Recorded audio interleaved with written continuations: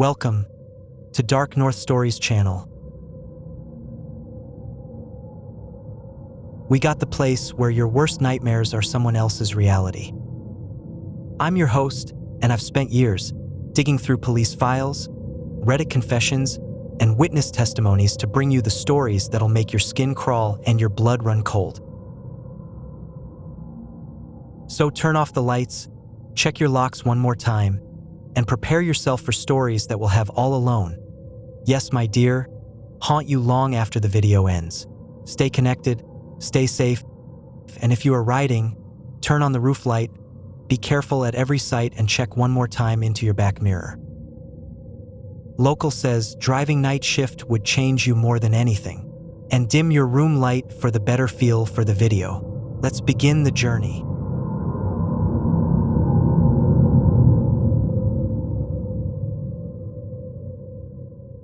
The Hitchhiker on Route 277. I need to tell someone about what happened to me on Route 277, just outside of Abilene.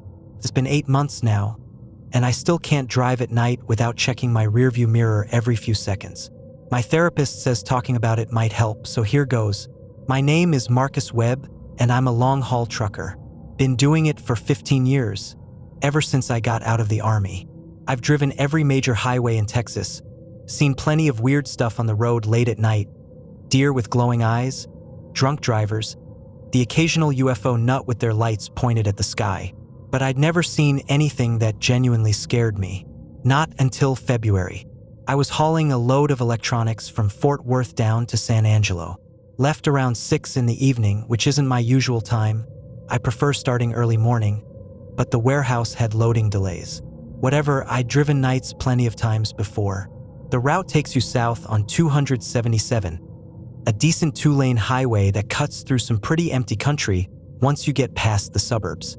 It's not the loneliest road in Texas, but after about 9 p.m., you might go 20 minutes without seeing another vehicle. Everything was normal for the first couple hours. I had my usual setup, coffee in the cup holder, classic rock on the radio, GPS telling me I'd hit San Angelo around midnight. The truck was running smooth. A Freightliner Cascadia I'd been driving for 3 years. Never gave me problems. I knew this route well enough that I could almost drive it with my eyes closed, though obviously I never would. It was around 9:30 when I saw him. Just a guy standing on the shoulder of the road, thumb out, the universal sign for needing a ride. Now, I don't usually pick up hitchhikers. Company policy says not to, and honestly, it's just not worth the risk. But something about this guy made me feel sorry for him. He was older, maybe 60s, wearing a heavy coat even though it wasn't that cold, and he looked exhausted. The kind of exhausted that goes bone deep. I don't know why I stopped. To this day, I can't explain the impulse. But I eased the rig onto the shoulder about 50 yards past him and waited. In my side mirror, I watched him walk toward the truck. He moved slowly, like every step hurt. When he climbed up into the passenger seat, I got my first good look at him. Weathered face, gray stubble, eyes that seemed, I don't know, empty somehow. Like he was looking at me but not really seeing me. "Thanks for stopping," he said. His voice was quiet, raspy. Most folks don't stop anymore. I told him no problem, asked him where he was headed. San Angelo, he said, which was perfect since that's exactly where I was going. I pulled back onto the highway and settled in. Figured I'd have company for the next couple hours, maybe swap some road stories. But he didn't talk, just sat there, staring straight ahead through the windshield. I tried a few times to start a conversation, asked him his name, where he was from, what brought him out here. He'd answer, but barely. His name was Earl. He was from somewhere near Abilene. He'd had some car trouble. Every answer was short, flat, like he was only half paying attention. After a while, I gave up and just focused on driving. About 20 minutes passed in silence. The radio was playing something by Creedence. The highway stretched out empty in front of us, and I was starting to regret picking this guy up. The cab felt wrong somehow, colder than it should be even with the heater running. And there was this smell, faint but distinct, like old pennies, like blood, but not quite. That's when I noticed something that made my stomach drop. I glanced over at Earl, just a quick look to see if he was dozing off or whatever, and I saw his reflection in the passenger window. Except it wasn't his reflection. I mean, I could see him sitting right there next to me, solid and real. But in the window's reflection, the passenger seat was empty. I blinked hard, figured I was tired, seeing things, looked again. Still nothing in the reflection. I could see my own reflection in the driver's side window just fine, could see the dashboard reflected, the road behind us. But where Earl should have been reflected, there was just nothing. Empty seat. My hands started sweating on the steering wheel. I kept my eyes on the road, tried to stay calm, told myself there had to be a logical explanation. Weird angle of the glass, maybe, or the way the lights were hitting it.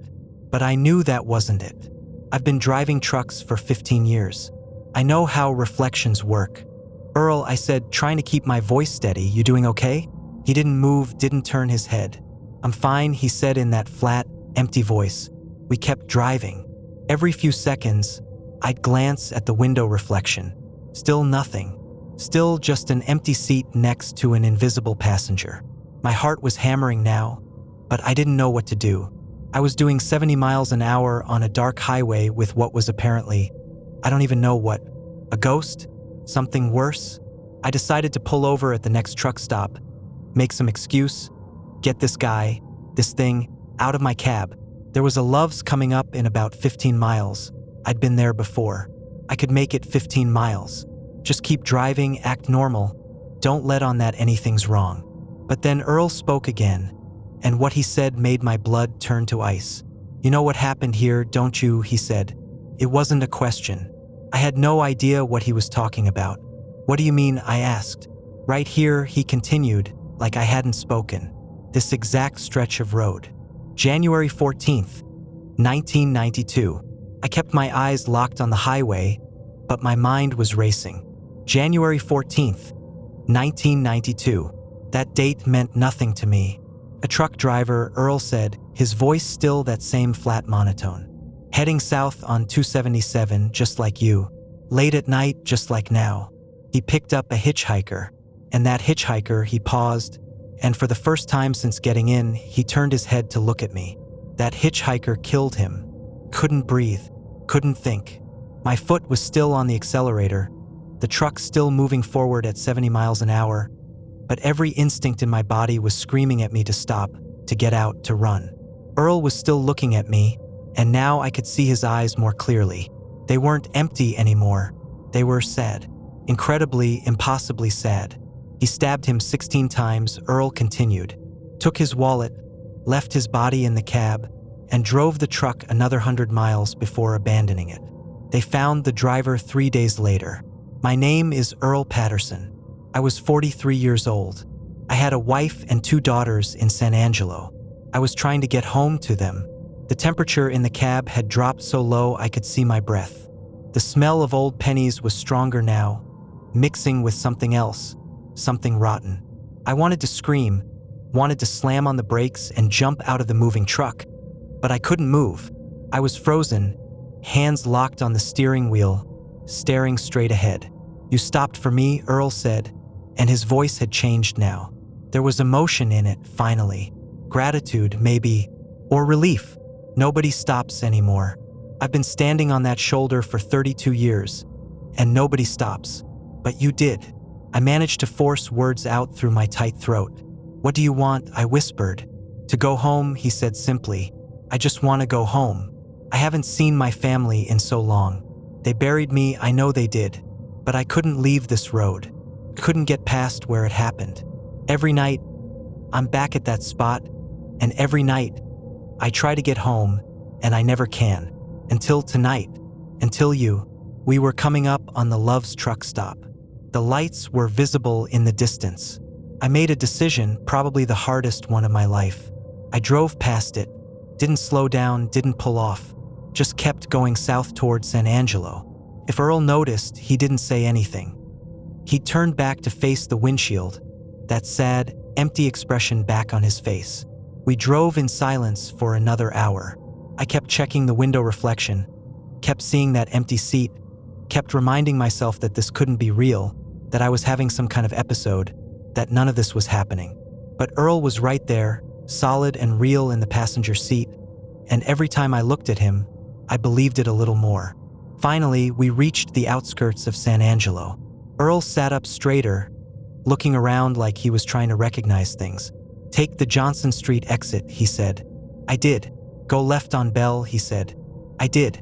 "Turn right on Sunset Drive." I followed every direction he gave me, driving through quiet residential streets, past darkened houses and sleeping families. "Stop here," he finally said. I pulled over in front of a small one-story house. The porch light was off, but I could see flowers planted in the front yard, a mailbox that said Patterson. Earl sat there for a long moment, staring at the house. "Thank you," he said, and his voice was different again. Lighter somehow. Free.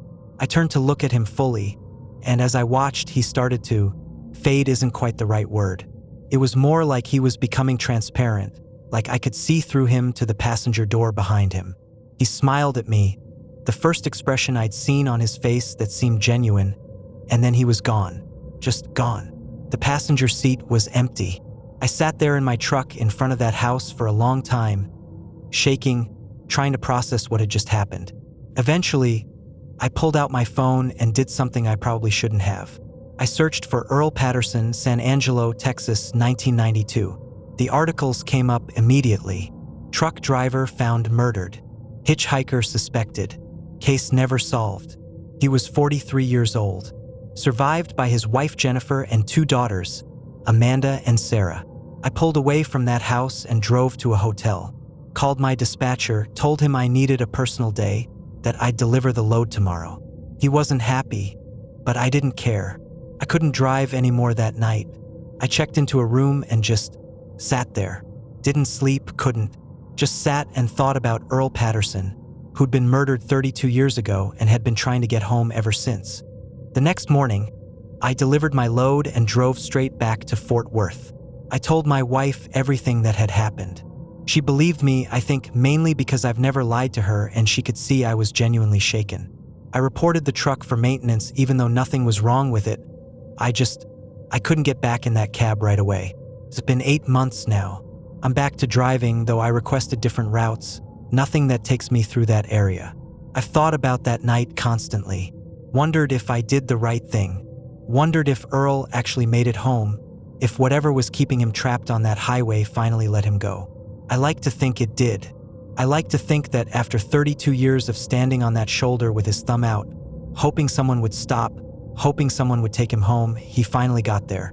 But here's the thing that keeps me up at night. A few weeks ago, I was talking to another driver at a truck stop near Abilene, just making conversation. He mentioned that he'd driven Route 277 the night before and had seen the strangest thing. An old guy standing on the shoulder, thumb out, around mile marker 147. He didn't stop, said something felt wrong about it. But he described the man perfectly. Heavy coat, gray stubble, tired eyes. Earl. I didn't say anything to that driver. What could I say? Instead, I went home and looked up Jennifer Patterson. She's still alive, still living in that same house on Sunset Drive in San Angelo. I wanted to call her, wanted to ask if, I don't know, if she'd felt anything that night, if some part of her knew that her husband had finally made it home, even if only for a moment. But I didn't call. Some things are better left alone. What I did do was change how I drive at night. I don't pick up hitchhikers anymore, that's for sure. But now, when I pass someone standing on the shoulder, thumb out in the darkness, I say a little prayer for them. Because maybe they're just regular people who need help. Or maybe they're like Earl, trapped in the worst moment of their lives, trying desperately to get home to the people they love. And I think about the person who killed Earl Patterson, whoever they were. They're out there somewhere, probably living their life, probably never thinking about the man they stabbed 16 times and left to die in a truck cab on a dark Texas highway. They took everything from Earl, his life, his future, his chance to watch his daughters grow up. And in some way I can't fully understand, they trapped him in that place, on that road, for more than 3 decades. I hope Earl found peace that night. I hope that when he faded away in front of that house on Sunset Drive, he actually got to go inside, got to see his family one last time, even if they couldn't see him. I hope he's not still standing on that shoulder at mile marker 147, night after night, waiting for someone to stop. But I'm afraid he is. I'm afraid that some debts can never be repaid, that some journeys can never be completed, that some people are doomed to repeat the worst moments of their lives forever. And I'm afraid that one night I'll be driving Route 277 again, and I'll see him standing there, and I'll remember what it felt like to have him sitting next to me with no reflection, and I'll have to make the same choice all over again. Do I stop? Do I try to help him get home one more time? Or do I keep driving, keep my eyes on the road ahead, and pretend I didn't see him? I honestly don't know what I'd do, but I think about it every single night when I'm out there on those dark Texas highways, watching for shadows on the shoulder, checking my rearview mirror for headlights that might not cast reflections, listening for voices that might come from passengers who aren't really there. The road remembers everything. That's what an old-timer told me once. Every accident, every death, every moment of violence. The road remembers, and sometimes it doesn't let go. Earl Patterson is still out there somewhere, on Route 277, trying to get home.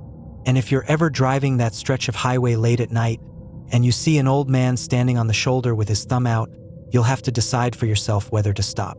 Just know that if you do, you might not be picking up a regular hitchhiker. You might be picking up a ghost who's been walking that same stretch of road for decades, hoping that this time, someone will finally take him home. I made that choice once. I'd like to think I did the right thing, but I'm still not sure, and I don't know if I ever will be.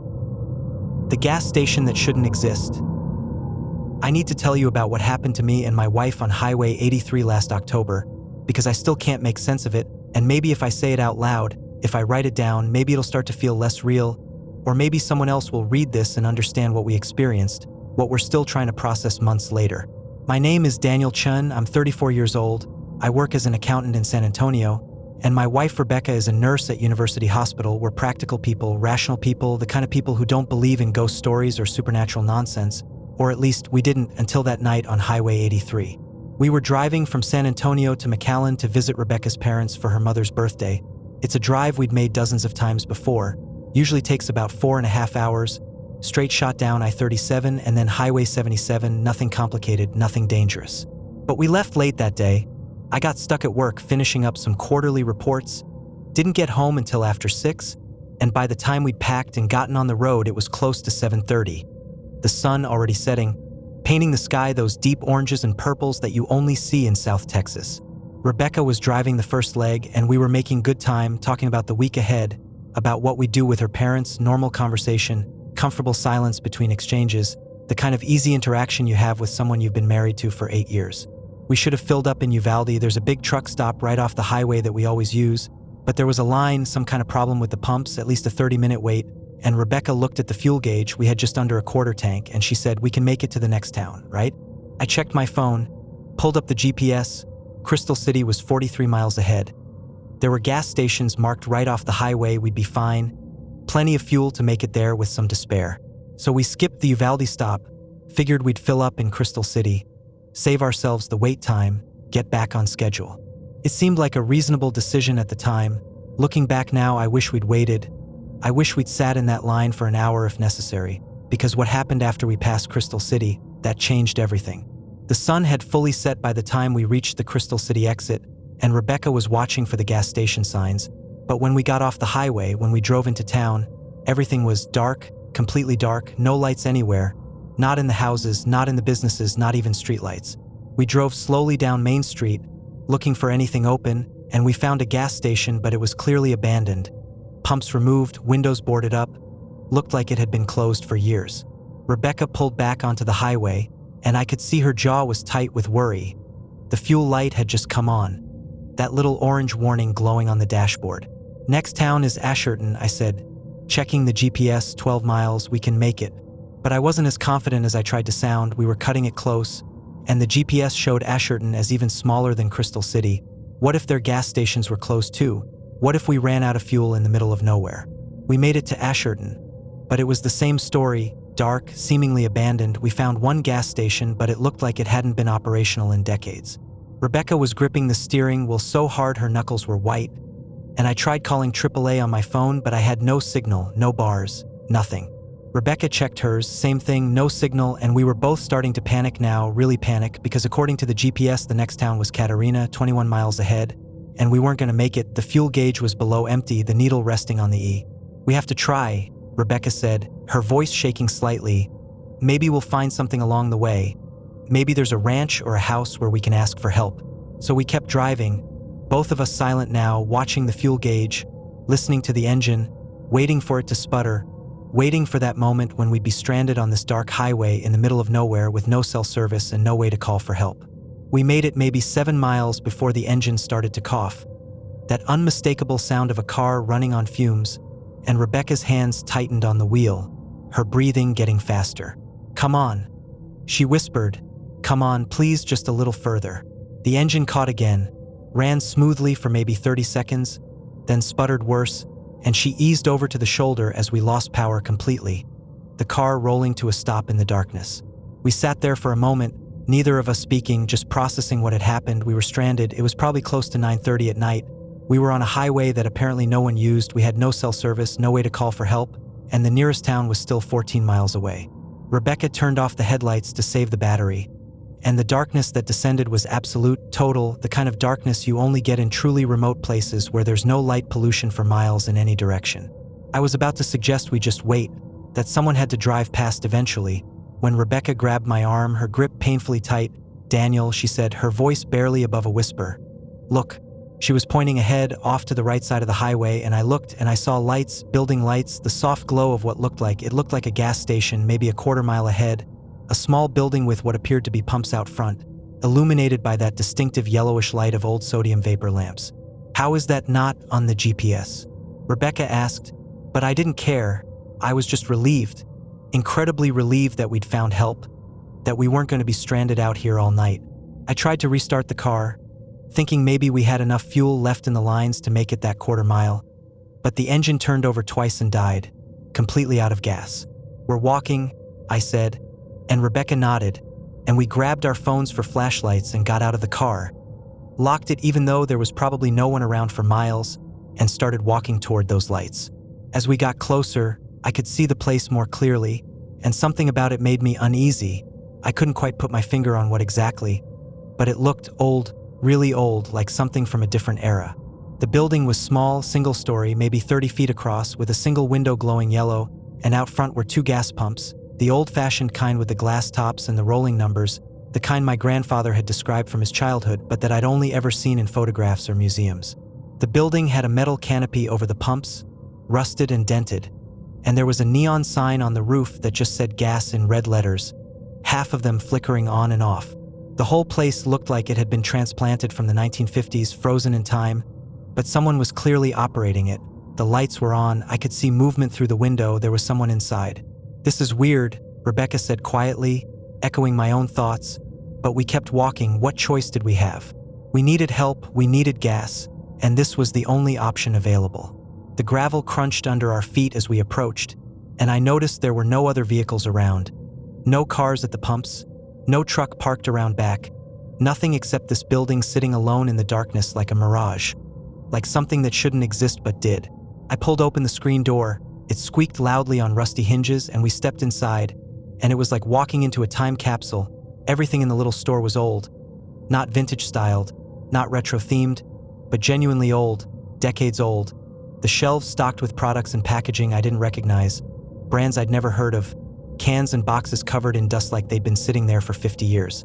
Behind the counter stood an elderly man, had to be in his 70s at least, maybe 80s, wearing oil-stained coveralls and a faded cap, and when he looked up at us, his face creased into a smile, but it was a strange smile, didn't quite reach his eyes, didn't quite look natural.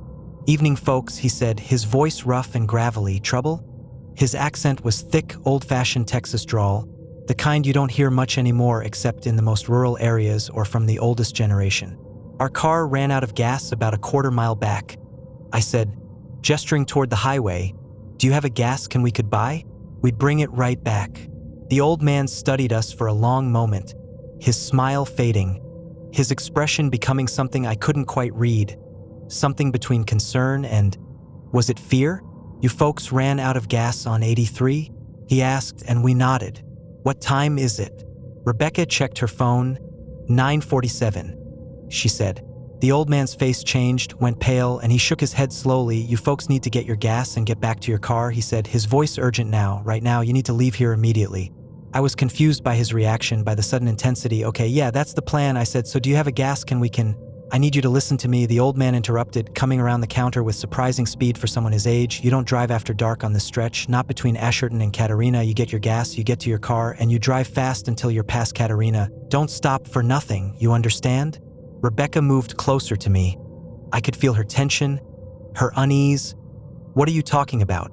She asked. Why? What happens after dark? The old man was pulling a red gas can from behind the counter, already filled, like he'd been expecting us, like he kept it ready for situations exactly like this.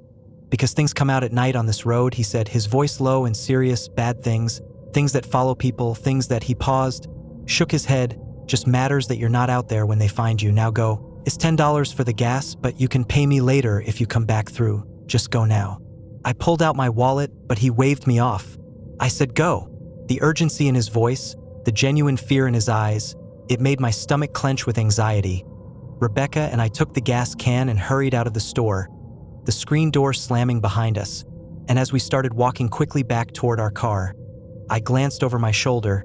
The old man was standing in the window watching us leave, his face pressed against the glass. And even from that distance, I could see how worried he looked, how afraid. That was so weird, Rebecca said as we walked fast, practically jogging. What was he talking about? Things that come out at night? I don't know, I said. But let's just get the gas in the car and get out of here. This whole situation is giving me a bad feeling. We were about halfway back to the car, maybe 100 yards, when Rebecca stopped suddenly, grabbed my shoulder. Daniel, she said, her voice tight with fear. There's something on the road.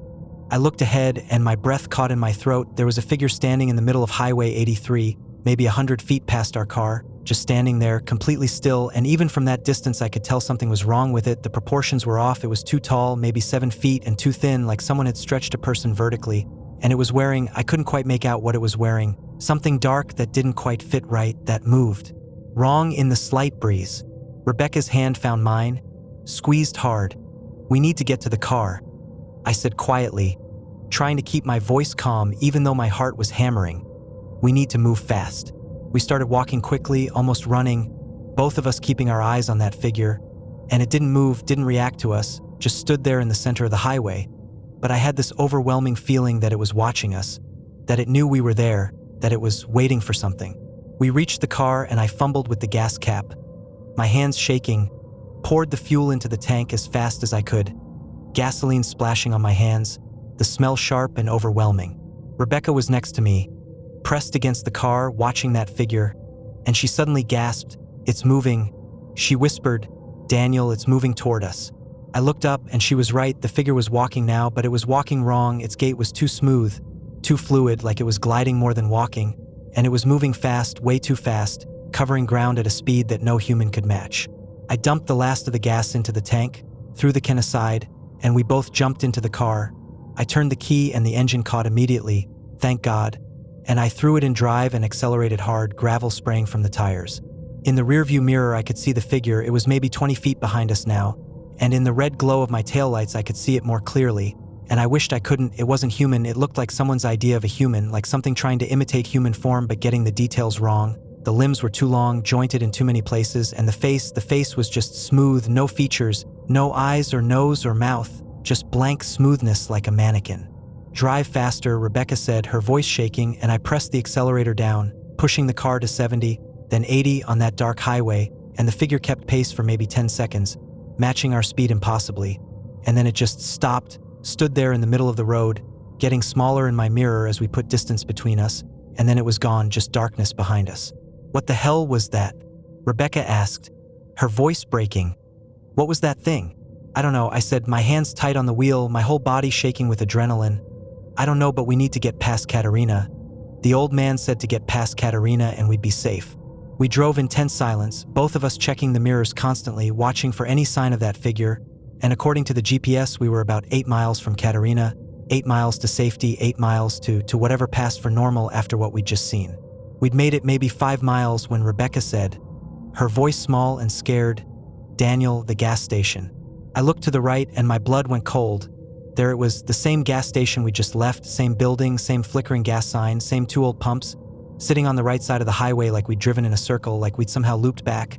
But that was impossible. We'd been driving straight, following Highway 83. There'd been no turns, no chance to loop back. How is that possible?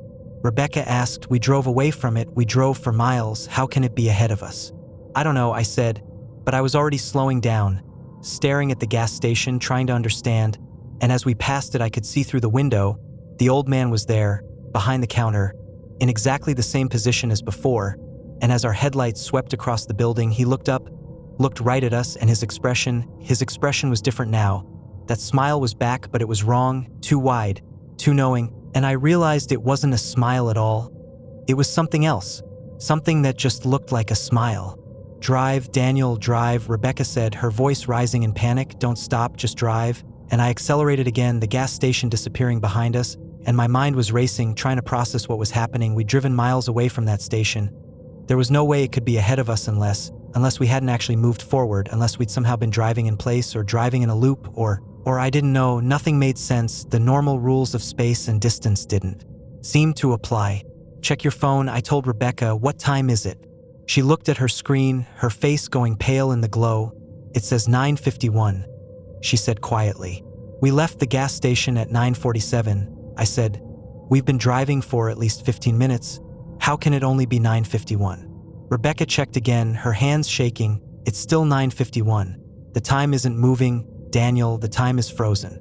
My heart was pounding so hard I could feel it in my throat, in my temples, and I pushed the car faster, 90 miles per hour, faster than I should have been going on an unfamiliar highway in the dark. But I didn't care, I just needed to get away from this place, away from whatever was happening, away from roads that looped and time that didn't pass and figures that moved wrong and gas stations that appeared where they shouldn't be. And then, ahead in the distance, I saw headlights, another vehicle, coming toward us from the opposite direction, and I felt a surge of relief. Other people, normal people, we weren't alone out here. But as the vehicle got closer, I could see it was an old truck, really old, maybe from the 60s or 70s, with a camper shell on the back, and as it passed us I caught a glimpse of the driver, an elderly woman, her face pale and slack, her eyes wide with terror, her mouth open like she was screaming though I couldn't hear anything, and then she was past, her taillights disappearing into the darkness behind us. Did you see her face? Rebecca asked. She looked terrified, she looked like, and then she stopped, didn't finish the sentence, but I knew what she was going to say. The woman had looked like she'd been driving for a very long time, like she'd been trapped on this road for longer than should be possible, like she was part of whatever wrongness existed on this stretch of Highway 83. We're coming up on the gas station again, Rebecca said, and she was right. There it was ahead of us, third time now, same building, same location, same old man visible through the window, and this time I didn't slow down, didn't look, just kept driving, kept my eyes on the road ahead. And as we passed it, Rebecca said, he's watching us, he's standing at the window watching us, and his face, Daniel, his face isn't right, it's changing. I glanced in the rearview mirror as the gas station receded behind us, and I could see the old man standing outside now, standing under the flickering gas sign, and his face was wrong. The features were shifting, melting, reforming, like he was wearing a mask that didn't fit properly, like he was something else trying to look human and failing. We've been driving for over an hour by my count, I said. We should have passed Katerina by now, we should have hit Highway 16 or seen signs for something. But there's nothing, just this empty road and that gas station that keeps appearing and that thing standing on the highway. We're trapped, Rebecca said, her voice hollow. We're stuck in some kind of loop, we're never getting out of here. I wanted to tell her she was wrong, wanted to reassure her that there had to be a logical explanation, but I couldn't because deep down I knew she was right. We'd entered something, crossed some boundary, and now we were caught in a place where the normal rules didn't apply, where time didn't pass and distance didn't matter and roads led back to where they started. I'm gonna stop, I said. I'm gonna stop the car and we're gonna figure this out. No, Rebecca said immediately, no, keep driving. If we stop then that thing will catch us, or the gas station will, I don't know, just keep moving, keep driving. But we can't drive forever, I said. We're gonna run out of gas again. And then what? As if on cue, the fuel light came on again, that orange warning glowing on the dashboard, and I looked at the gauge. It was below half, dropping steadily even though we just filled it, like the car was consuming fuel at an impossible rate, or like the fuel was just disappearing, evaporating, never having really been there in the first place. The gas station appeared ahead of us again, fourth time, and I slowed down despite Rebecca's protests. I slowed and pulled over to the side of the road, put the car in park, and I sat there trying to think, trying to come up with a plan, trying to understand what was happening so I could figure out how to escape it. That's when I heard the voice. It was the old man's voice, but it was coming from everywhere. From the radio, even though the radio was off, from outside the car, from inside my own head maybe. You have to go through it. The voice said, you have to face the door, the thing on the road. It's not trying to hurt you, it's trying to help you, it's the way out, but you have to stop running, you have to let it reach you, you have to go through it to get back. The voice faded, and Rebecca and I looked at each other, both of us pale and shaking, and I said, "Did you hear that?" She nodded. The door, she said, "He means that thing, that figure on the highway. He's saying we have to let it touch us or something, we have to go through it." "That's insane," I said. "What if it kills us? What if it's a trap? What if it's the only way out?" Rebecca countered, "Daniel, we've been driving in circles for who knows how long. Time isn't passing. We keep seeing the same gas station. We're not going anywhere. What do we have to lose? We could die," I said, but even as I said it, I knew she was right. We were already trapped, already in danger, and staying in this loop forever, driving the same stretch of road, passing the same gas station, watching our fuel gauge drop and refilling it only to watch it drop again. That was its own kind of death, a slow torture that would break us eventually. I pulled back onto the highway, drove forward, and there ahead of us, standing in the center of the road maybe 50 yards ahead, was the figure, tall and thin and wrong, waiting like it had been waiting all along, like it knew we'd eventually come to it, like it had all the time in the world. Rebecca reached over and took my hand, squeezed it hard, and I squeezed back, and I drove toward the figure, not fast but not slow, steady speed, heading right for it. As we got closer, I could see it more clearly, and it was worse than I'd thought, worse than I'd seen in brief glimpses before. It wasn't wearing anything, it didn't have anything to wear, it was just form without substance, shape without reality, like looking at a hole in the world shaped like a person, and where its face should have been there was just emptiness, void, darkness that seemed to pull at me, that seemed to invite me to look deeper, to fall into it. I wanted to swerve, every instinct was screaming at me to turn away, to avoid it, but I kept driving straight, kept my foot on the accelerator, and Rebecca was gripping my hand so hard it hurt, and we were 10 feet away, then 5, and then we hit it, or it hit us, or we passed through it. I don't know how to describe what happened. There was a sensation of cold, of pressure, like being submerged in ice water, like being squeezed from all directions, and I couldn't breathe, couldn't see, couldn't think. There was just sensation, overwhelming and wrong and infinite. And then I gasped, jerked forward in my seat, and I was still driving, still on Highway 83, but something was different. The air felt different, the darkness looked different, and I checked the dashboard clock and it said 10:37, time was moving again, and Rebecca was gasping next to me, her hand still gripping mine, and her phone was buzzing, notifications flooding in, messages from her parents asking where we were. Cell service had returned. I looked ahead and I could see lights, town lights, Katerina according to the GPS, and we'd made it through, we'd crossed whatever boundary we'd been trapped in, we'd gone through the door and come out the other side. I drove into Katerina in a daze, pulled into a well-lit Shell station with 4 other cars at the pumps, normal cars, normal people, and I filled the tank with shaking hands while Rebecca called her parents to let them know we'd be late, making up some excuse about car trouble, not mentioning what had really happened because how could we? We drove the rest of the way to McAllen in silence, both of us processing what we'd experienced, both of us trying to reconcile it with our understanding of reality.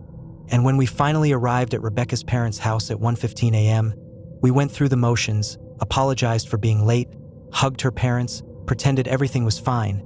But we both knew that something fundamental had changed, that we'd seen something we weren't meant to see, experienced something that shouldn't be possible. We stayed the weekend, went through the birthday celebration, acted normal, but we couldn't stop thinking about it, couldn't stop talking about it when we were alone, trying to make sense of it, trying to understand what that place was. That stretch of Highway 83 where time stopped and space looped and gas stations appeared that shouldn't exist. When we drove back to San Antonio on Sunday, we took Highway 281, the longer route, added 2 hours to our trip. We didn't care, we weren't driving Highway 83 again, weren't taking any chances, weren't risking getting caught in that loop again. And we've researched since then, spent hours online looking for similar stories, looking for explanations, and we found things, other people reporting strange experiences on Highway 83, other drivers who've gotten caught in loops, who've seen gas stations that shouldn't exist, who've encountered figures that aren't human. Most of the stories are dismissed as hoaxes or hallucinations, but we know they're not. We know those people experienced what we experienced, saw what we saw. We found references to a gas station that used to exist on that stretch of highway, back in the 50s, run by a man named Harold Kemp, and according to old newspaper articles, Harold and his gas station disappeared in 1957. Just vanished one night, building and all, no trace ever found, no explanation given, just gone. And the land where it stood was eventually paved over when they widened Highway 83 in the 60s. And we found stories about people who've gone missing on that stretch of highway, drivers who were seen entering that area but never emerged on the other side, vehicles that were later found abandoned, out of gas, no sign of the drivers, no evidence of where they went, cases that remain unsolved, mysteries that the authorities attribute to people wandering off and getting lost in the desert. But we know better. We know there's something else happening there, something that traps people, that keeps them driving in endless loops until what? Until they give up? Until they become part of it? Until they're absorbed into that place between places where time doesn't pass and distance doesn't matter? We think about the old woman we saw driving that ancient truck, her face frozen in terror, and we wonder how long she's been trapped there, how many times she's passed us on that highway, how many loops she's driven, decades maybe, trapped since the 70s or 80s, driving the same stretch of road over and over, never running out of gas because the gas station keeps appearing, never escaping because she doesn't know about the door, about the figure that's not trying to hurt you but trying to help you, trying to offer a way out if you're brave enough to take it. And we think about Harold Kemp, the old man who ran that gas station in the 50s, the one who disappeared, and we wonder if that was him we saw, if he's been there all along, trapped in his own gas station, watching people get caught in the loop, trying to warn them, trying to help them escape, paying some eternal penance for what? For something he did? For something that happened to him? For some boundary he crossed that we don't understand? We don't know, we'll probably never know, but we know we're lucky, we know we made it out when so many others didn't, when that woman in the truck didn't, when everyone who's gone missing on that stretch of Highway 83 didn't, and we know that we owe our escape to Harold or whoever that old man was, for warning us, for telling us about the door, for giving us the chance to face our fear and go through instead of running forever. It's been 4 months since that night, and we still don't drive Highway 83, still avoid that entire area, take longer routes that add hours to our trips, we don't care. The inconvenience is worth it to avoid any chance of getting caught in that loop again, to avoid any possibility of ending up like that woman in the truck, trapped forever, driving endlessly, time frozen at 9:51, past the same gas station over and over, watching for a way out that she doesn't know how to find. And sometimes, late at night when I can't sleep, I think about all the people who are probably still there, still trapped, still driving that loop, still seeing that gas station appear again and again, and I feel guilty that we escaped when they didn't, guilty that we know the secret and they don't, and I've thought about going back, about trying to help them, about finding a way to communicate the solution, but I'm terrified, absolutely terrified of getting caught again, of not making it out a second time, of becoming one of them, one of the lost drivers on Highway 83, trapped between Asherton and Katerina in a place where time doesn't move and gas stations exist that shouldn't, in a loop that has no end unless you're brave enough to face the door, to drive straight toward the thing that terrifies you most, to go through instead of running away. So this is my warning, my testimony. If you're ever driving Highway 83 between Asherton and Katerina, and you run out of gas, and you find a gas station that looks like it's from the 1950s, with an old man who warns you not to drive after dark, listen to him, take his gas and leave immediately. And if you find yourself trapped, if you start passing the same gas station over and over, if time stops moving forward, don't keep running.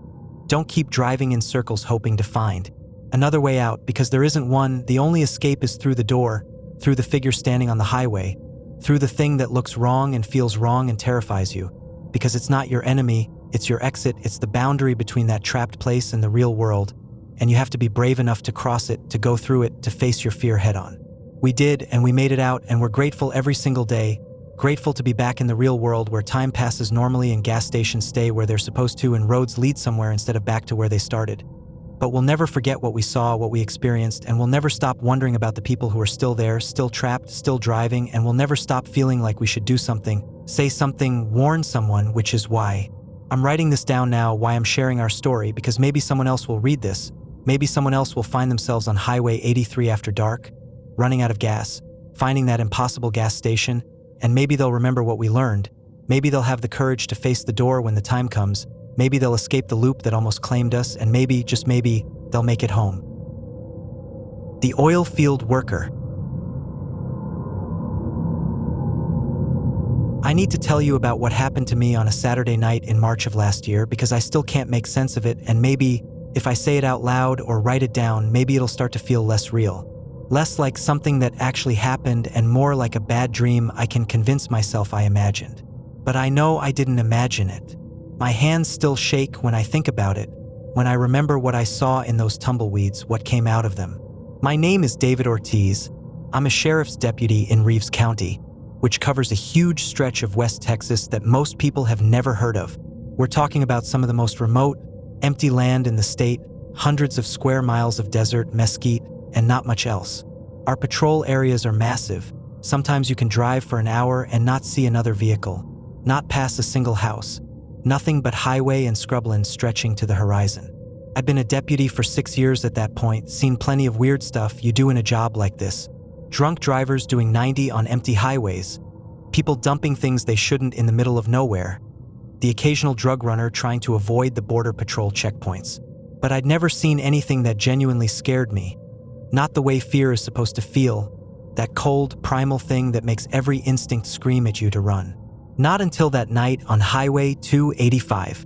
It was around 11 p.m., and I was doing a routine patrol along a stretch of 285 between Pecos and the New Mexico border. Quiet night, which was fine by me. I'd had a long week and was looking forward to getting home, kissing my wife, checking on my kids, maybe watching an hour of TV before passing out. The highway was empty, hadn't seen another car in probably 45 minutes, and the only sound was the hum of my cruiser's engine and the country station playing low on the radio. That's when I started noticing the tumbleweeds. Now, tumbleweeds are everywhere out here, especially in March when the winds pick up. You see them rolling across the highway all the time, bouncing along, piling up against fences. It's just part of the landscape, nothing unusual about it. But there were a lot of them that night, more than I'd usually see. Big ones too, some of them 3-4 feet across, rolling across both lanes of the highway in groups of 5 or 6 at a time. I slowed down a bit, didn't want to hit one and damage the cruiser. My sergeant would give me hell about the paperwork. They kept coming though, wave after wave of them, rolling from the west side of the highway to the east, all moving in the same direction. Which made sense, the wind was steady that night, blowing from the west. But there was something about the way they were moving, something that made me uneasy even though I couldn't say exactly what it was. Too organized, maybe too deliberate. I was about 10 miles north of Pecos when I saw the one that made me stop. It was bigger than the others, maybe 5 feet across, and it was rolling right down the center line of the highway, coming toward me. I slowed down even more, expecting it to veer off to one side or the other like they usually do when a vehicle approaches. But it didn't.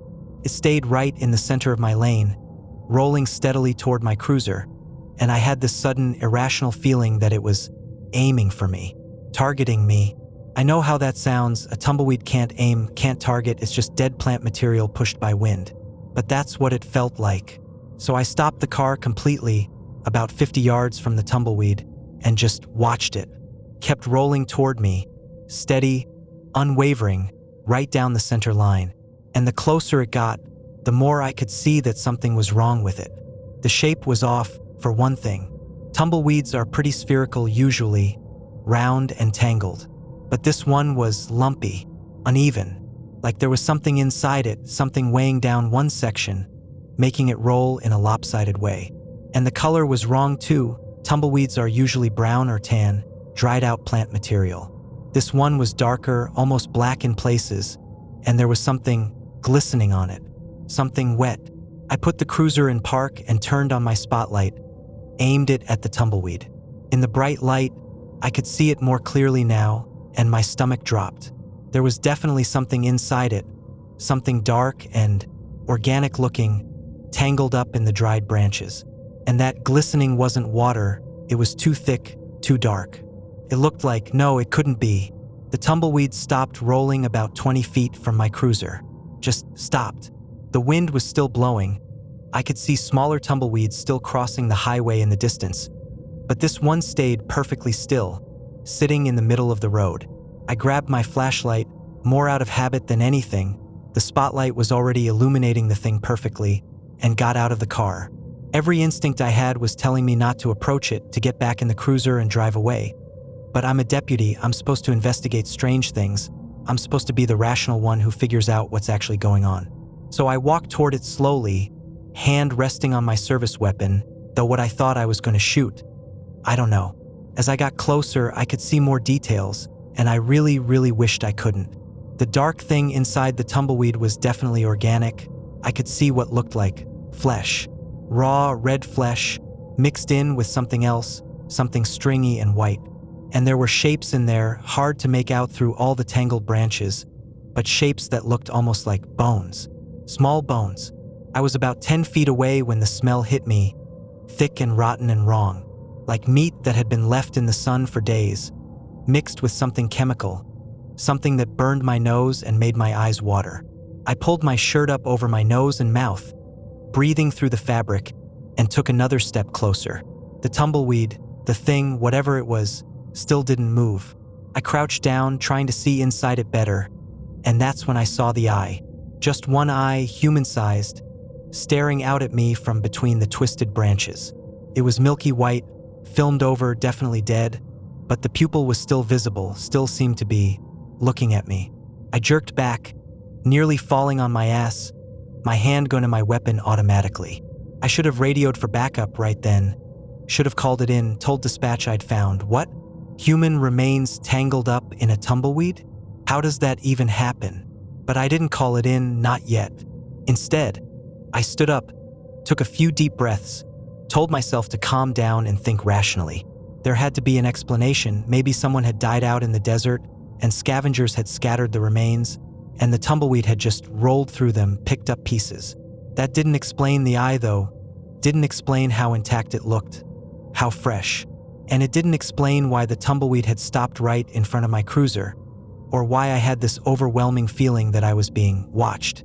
Not by the dead I tangled in the branches, but by something else, something I couldn't see. I was reaching for my radio when I heard it, a sound from further up the highway, from the direction the tumbleweeds had been coming from. It was God. How do I even describe it? It was like breathing, but wrong. Too loud, too wet, and there were multiple sources, several things all breathing in unison, getting closer. I looked up, and my blood turned to ice. There were more of them, more tumbleweeds rolling toward me down the highway. But these weren't normal tumbleweeds either, even from a distance. I could see they were all wrong, all dark and lumpy and moving in that same deliberate way. And they were all rolling in a line, coming straight toward me, maybe 20, 30 of them, and that breathing sound was getting louder. I backed toward my cruiser, not taking my eyes off them, and grabbed my radio. Dispatch, this is Unit 7. I need backup on Highway 285, mile marker 143. I paused because I didn't know how to explain what I was seeing. I've got multiple suspicious objects on the highway, possible human remains, need assistance. The dispatcher, a woman named Carol who I'd known for years, responded immediately. Copy that, Unit 7, what kind of suspicious objects?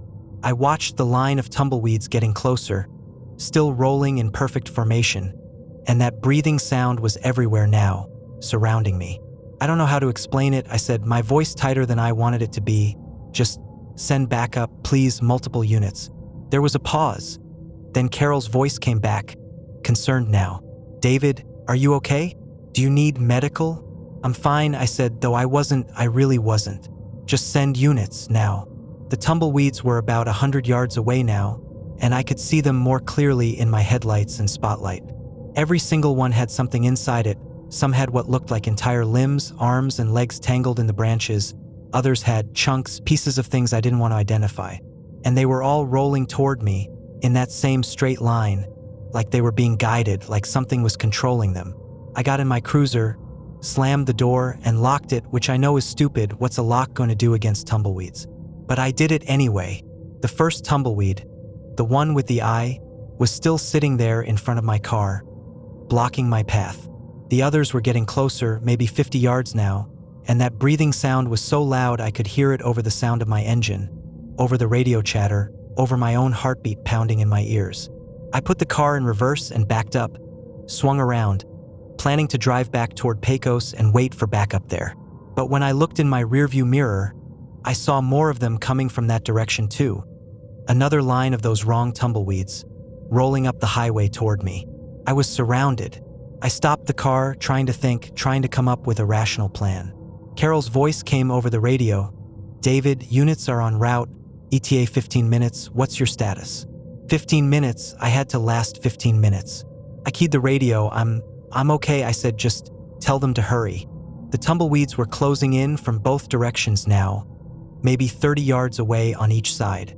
And as they got closer, I could see movement inside them, not just the rolling movement, but something else, something writhing, shifting, like the pieces inside them were rearranging themselves. And that breathing sound had changed. It was more like panting now, excited, eager. One of the tumbleweeds, a big one with what looked like an entire torso tangled in its branches, suddenly veered off the highway and onto the shoulder, rolling right toward my driver's side door. I watched it come, too scared to move, too shocked to process what I was seeing. It hit the side of the cruiser with a soft thump and just stayed there, pressed against the door, not rolling away like it should have. Then I heard a sound that made my skin crawl, a scraping, scratching sound, like something was trying to claw its way through the metal. I looked at the door and I could see the tumbleweed compressing, pressing harder against the cruiser, and those pieces inside it, those chunks of flesh and bone, were moving, actively moving, pushing against the branches, trying to get through, trying to get to me. More of them started hitting the car, one after another, surrounding the cruiser, all of them pressing against it, that scratching, clawing sound coming from every direction. The windows started to fog up from my rapid breathing, from the cold that was suddenly seeping into the car even though the heater was running full blast. And through the fogged glass, I could see shapes, human shapes, pressing against the windows, hands and faces made of that raw flesh, those white stringy pieces all trying to get in. I grabbed my radio, tried to call for help again, but all I got was static, loud, crackling static that hurt my ears. I tried my cell phone, no signal, nothing. The scratching was getting louder, more frantic, and I could hear the metal of the car starting to give, starting to bend inward under the pressure. And that breathing sound was inside the car now, somehow all around me, hot and wet and rotten smelling. I did the only thing I could think of. I turned on all my lights, every light on the cruiser, headlights, spotlight, light bar, everything, and I laid on the horn, just held it down, filling the night with sound and light. And for a moment, just a moment, the scratching stopped. The pressure against the car eased. The breathing sound faded. I looked through the windshield and the tumbleweeds were unrolling. That's the only way I can describe it. They were coming apart, the branches separating, and those things inside them, those pieces of flesh and bone, were falling out onto the highway, landing in wet, dark piles. And as they hit the ground, they just dissolved, melted, turned into something that looked like oil, thick and black, soaking into the asphalt. Within seconds, there was nothing left. No tumbleweeds, no flesh, no bones, just dark stains on the highway and a smell like burning hair. The normal tumbleweeds, the real ones, were still blowing across the highway in the distance. But the wrong ones, the ones that had surrounded me, were completely gone.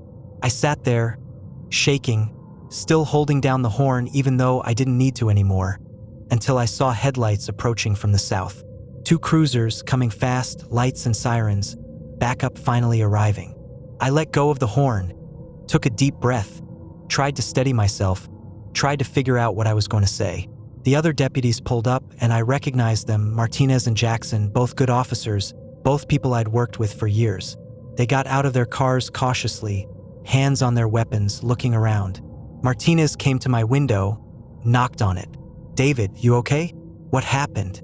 I got out of the car on shaky legs and looked around. The highway was empty except for normal tumbleweeds. The smell was gone. There was no evidence of what had just happened.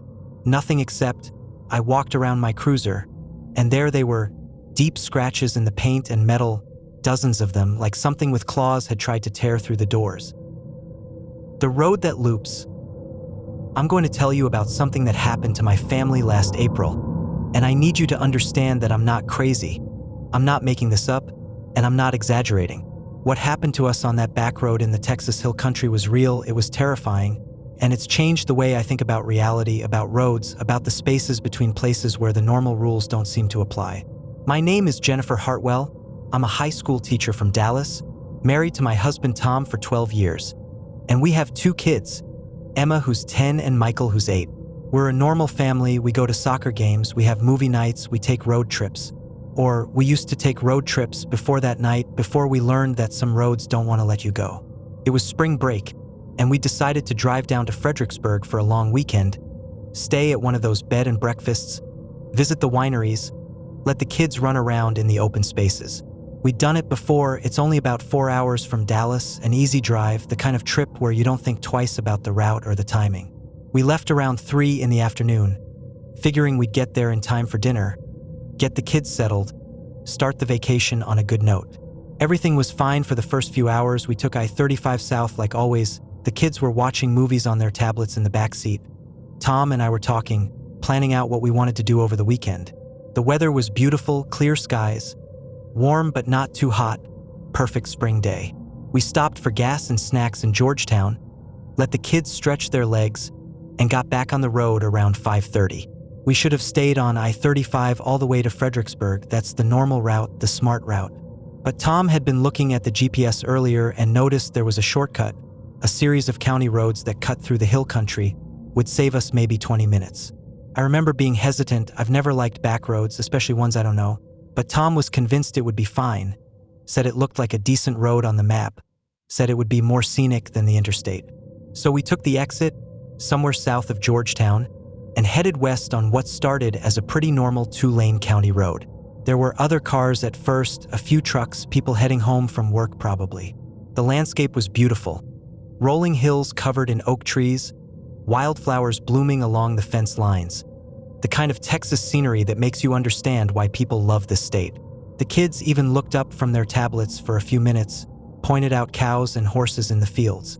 But as we drove further west, the traffic disappeared, the houses became fewer and further between, and the road got narrower, rougher. The pavement was old, cracked, patched in places with asphalt that didn't quite match. There were fewer signs too. I noticed that fewer mile markers, fewer route numbers, just this narrow road winding through increasingly dense trees. Tom was checking the GPS, and I could see a little wrinkle of concern on his forehead.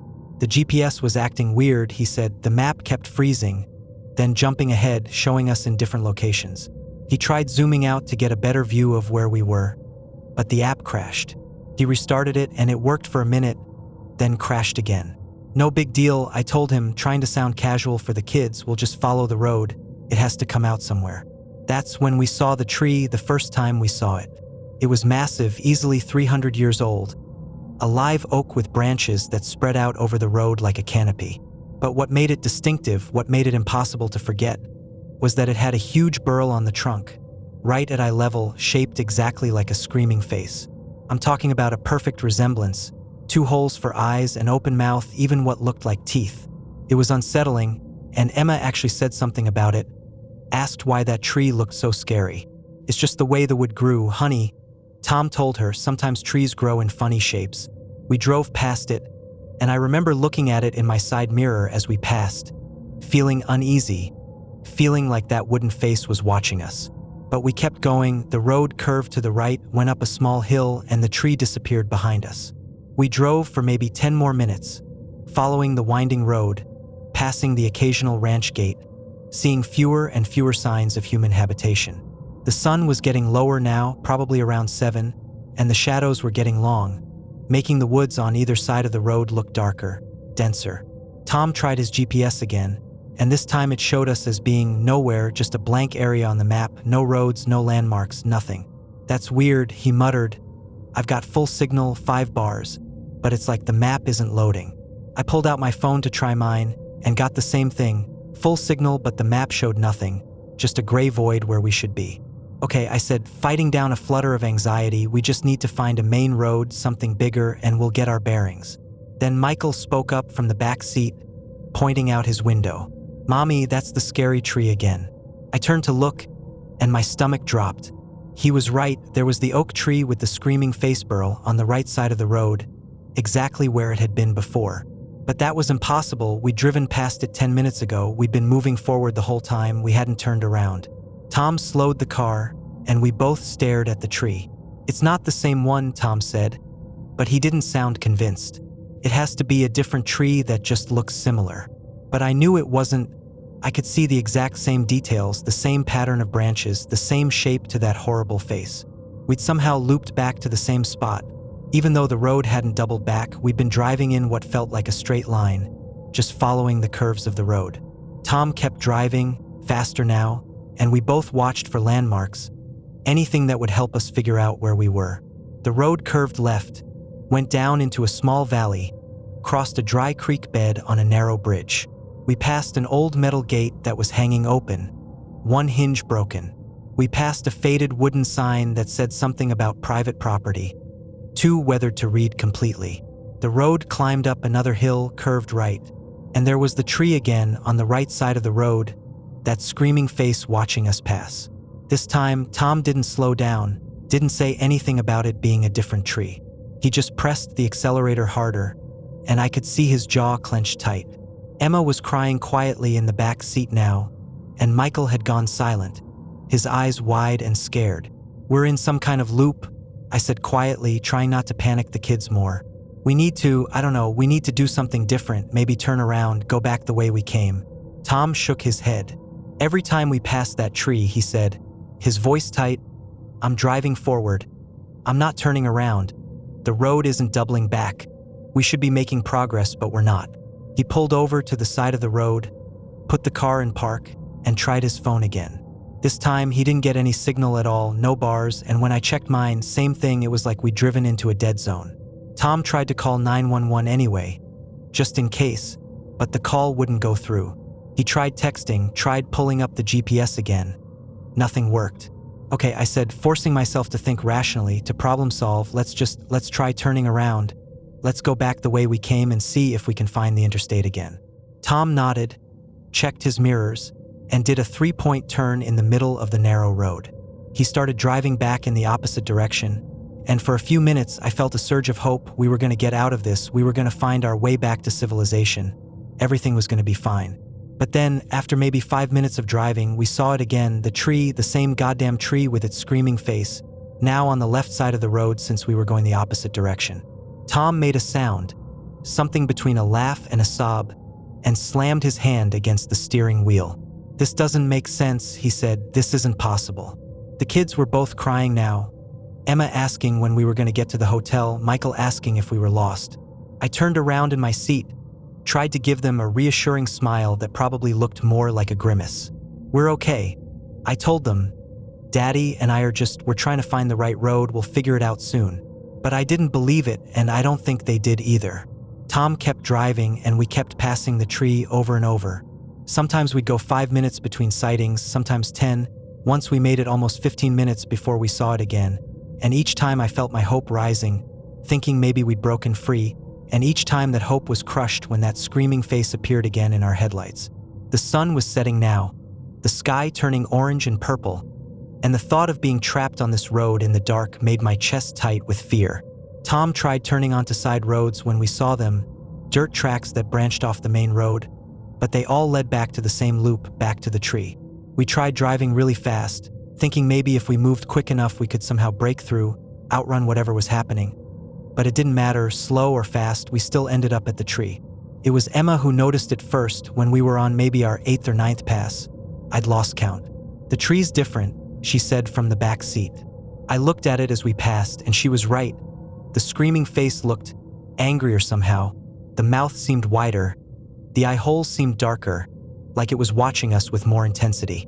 "Maybe it's just the light," I told her. "The sun setting is changing how it looks." But I didn't believe that, and neither did she. Each time we passed it after that, it looked worse, more malevolent, more alive. The bark around the face seemed to be moving slightly, breathing almost. The mouth looked like it was getting bigger, opening wider.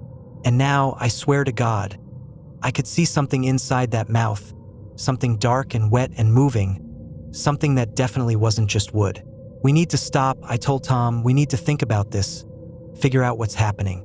He pulled over again, this time about halfway between sightings of the tree, on a stretch of road that looked like every other stretch, trees on both sides, empty pavement ahead and behind. He turned off the engine, and in the sudden silence, we could hear something. A sound in the distance, low and rhythmic, almost like breathing or like waves, but we were hundreds of miles from the ocean. Tom opened his door, and I grabbed his arm. "What are you doing?" He looked at me, and I could see he was scared too. Really scared, but trying to hold it together. "I'm gonna look around," he said. "Maybe there's something we're missing, a sign or a marker or something that will help us understand where we are. I want to come with you, but I didn't want to leave the kids alone in the car, so I stayed." locked the doors, and watched him walk to the edge of the woods, shine his phone's flashlight into the trees. He was only gone maybe 2 minutes, but it felt like forever, and when he came running back, his face was pale. "Get out of the car," he said, his voice urgent. "Get the kids, we need to move now." "What? Why?" I asked, but he was already opening Emma's door, unbuckling her seatbelt, pulling her out. "Jennifer, get Michael, we need to go right now." I got out, got Michael out of his seat, and Tom grabbed both kids' hands, started pulling them toward the woods on the opposite side of the road from where he'd been looking. I followed, confused and terrified, and then I looked back at our car and understood. The tree was there, right behind our car, maybe 20 feet away. The tree with the screaming face. But we'd stopped on a stretch of road where there was no tree. We'd been careful about that.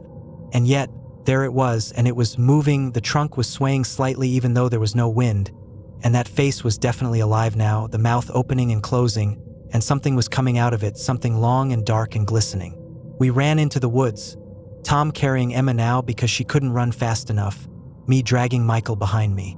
We pushed through brush and low branches, not knowing where we were going, just trying to get away from that thing, from that impossible tree that had somehow followed us, that had been hurting us all along, waiting for us to stop. Behind us, I could hear cracking sounds with splintering, and that breathing sound was so much louder now all around us. Tom found a small clearing and stopped, set Emma down, and we all stood there gasping for breath, the kids clinging to us, crying. "We have to keep moving," Tom said, but I shook my head, pointed back the way we'd come. The woods behind us were moving, the trees were swaying and bending, and in the growing darkness, I could see shapes between them, tall and thin and moving in ways that trees shouldn't move. Then, from somewhere in front of us, deeper in the woods, I heard a voice, an old woman's voice, high and thin and somehow cutting through all the other sounds. "You have to pay the toll," the voice said. "You have to pay to leave." I grabbed Tom's arm, looked around frantically, trying to see where the voice was coming from. Emma was sobbing against my leg, and Michael had gone completely silent, his face blank with fear. The woman stepped out from behind a tree about 30 feet away, and I could barely make her out in the dim light, old, very old, wearing what looked like a long dress or robe, her hair hanging long and white around her shoulders.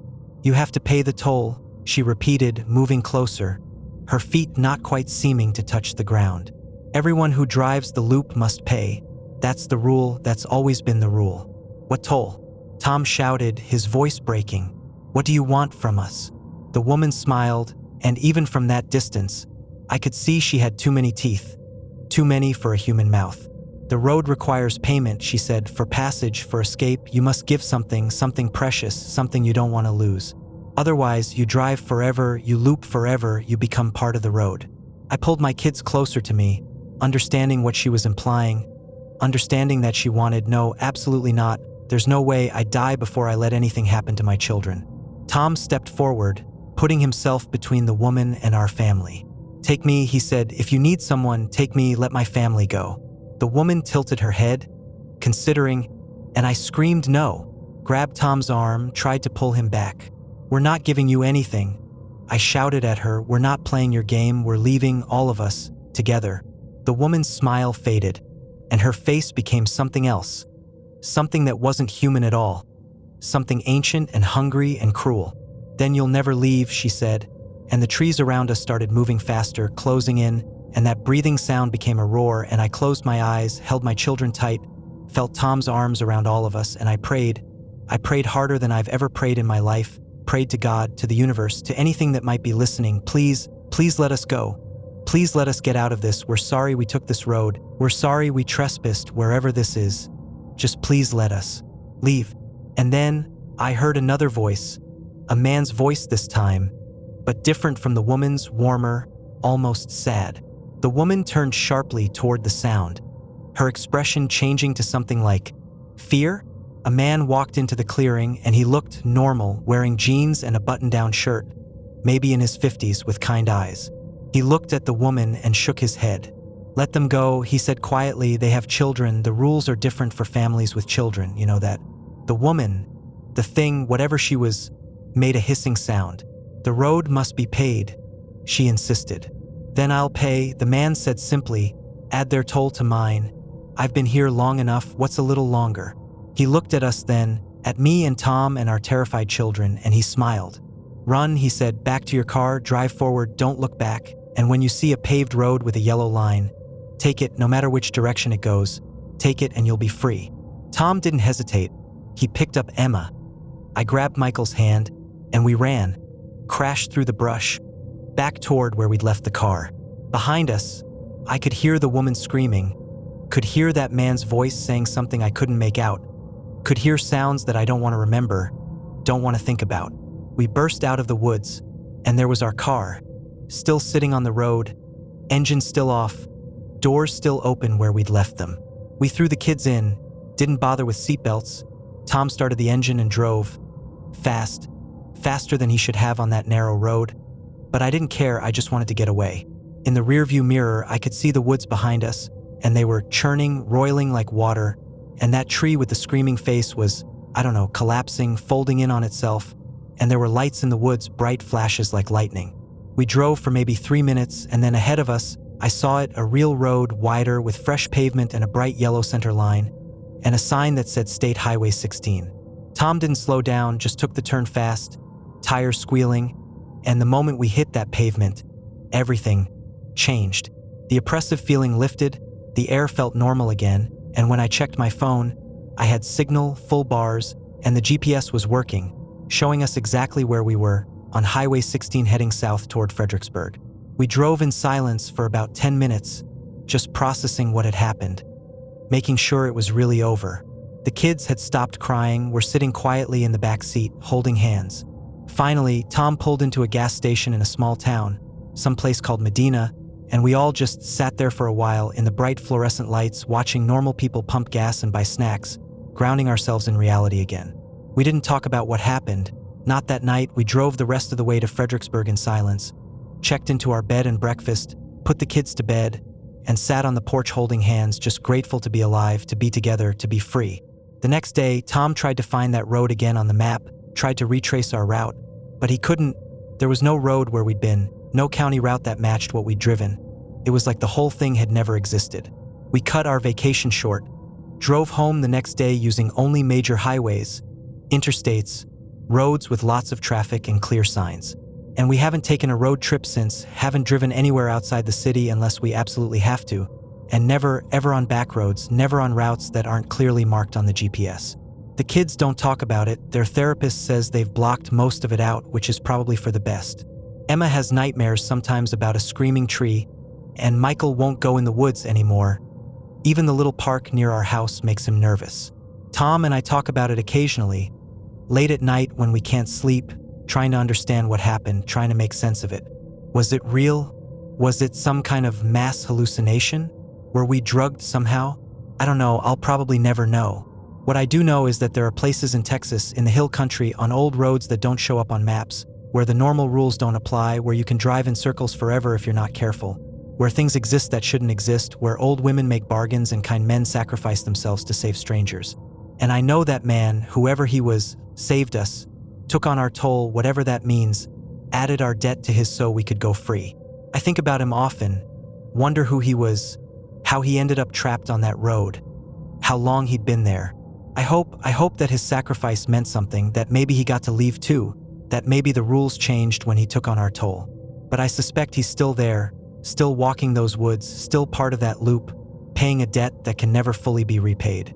And sometimes when I'm driving at night, even on safe, well-lit highways, I think I see him just for a moment, standing on the shoulder, watching cars pass, making sure no one else makes the same mistake we did, making sure no one else turns onto that road that shouldn't exist. So if you're ever driving through the Texas Hill Country, and you think you see a shortcut, a county road that'll save you some time, a scenic route that looks interesting on the map, don't take it. Stay on the main highways, stay where there's traffic and lights and cell signal. Because some roads don't lead anywhere you want to go. Some roads loop back on themselves forever. And some roads require a toll that you can't afford to pay. A toll that might cost you everything, or worse, might cost you your soul, trap you in an endless loop of the same moment, the same tree, the same screaming face, forever and ever, until someone else comes along foolish enough to take your place. Something in the cattle guard. I'm a fourth-generation rancher in West Texas. Been working this land my whole life, 53 years now, and I thought I knew every inch of these 12,000 acres. Thought I'd seen everything this harsh country could throw at me. Droughts, floods, cattle diseases, predators, all of it. But what I found under the cattle guard on my north property line last September, that changed everything I thought I knew about this land, about what's buried beneath it, about what happens when you disturb places that should be left alone. My name is Robert Kendrick, people call me Bobby, and my family's been ranching this stretch of land between Marfa and Fort Davis since 1872. It's hard country, high desert, rocky soil, but it's ours, and we've made it work for 5 generations now. My granddad built most of the fences that are still standing. My daddy put in the water systems and the cattle guards, and I've spent my life maintaining it all, keeping the ranch running, keeping the tradition alive. The north property line has always been the most remote part of the ranch, about 8 miles from the main house, accessible only by a dirt road that winds through rough terrain, steep hills, and rocky valleys. There's a cattle guard where the road crosses the fence line. Been there since my daddy installed it in 1967. Heavy steel rails set over a deep pit designed to keep cattle from crossing while letting vehicles pass over. Standard ranch equipment, nothing unusual about it. I'd driven over it thousands of times without giving it a second thought. But in early September, after some heavy rains, I got a call from my foreman, a man named Hector who'd been working for me for 20 years. "Boss," he said, "you need to come check out the North Cattle Guard. Something's wrong with it." I asked what he meant, and he was quiet for a moment before saying, "I don't know how to explain it, just you need to see it yourself." I drove out there that afternoon. Took me about 40 minutes on the rough road, and when I got to the cattle guard, I could see what Hector meant. The ground around it had subsided, the dirt on both sides had sunk down several inches, creating a depression that made the cattle guard look like it was sitting on a little hill. The steel rails looked fine, but the concrete supports on the ends were cracked, and I could see gaps where they'd separated from the surrounding dirt. Hector was standing there waiting for me, looking uneasy. "I think the rain undermined it," he said, "washed out some of the fill underneath. We're gonna have to excavate it, probably rebuild the whole thing from scratch." I nodded, annoyed at the expense and the work, but these things happen. Infrastructure needs maintenance, especially after heavy weather. I told him to bring the excavator out the next day. We'd dig it out, see what we were dealing with, and plan the repairs. The next morning, Hector and I drove out with the excavator on a trailer, along with 2 of my ranch hands, Miguel and Carlos. It was a clear, cool morning, the kind of September day that reminds you why people love West Texas despite its harshness. We got there around 8 a.m., unloaded the excavator, and Hector started digging, carefully removing the dirt from around the cattle guard's concrete supports, trying to see how deep the damage went. He'd only been digging for maybe 20 minutes when he stopped, shut off the excavator, and climbed down. "Bobby," he called out, "you need to look at this." I walked over to where he'd been digging, and I could see what had made him stop. The excavator bucket had uncovered something that wasn't dirt, something pale and smooth, about 3 feet down. At first, I thought it was a rock, limestone maybe, but when I climbed down into the shallow hole and brushed some of the dirt away, I realized it wasn't rock at all. It was concrete, old concrete, poured in a curved shape like part of a wall or a tunnel.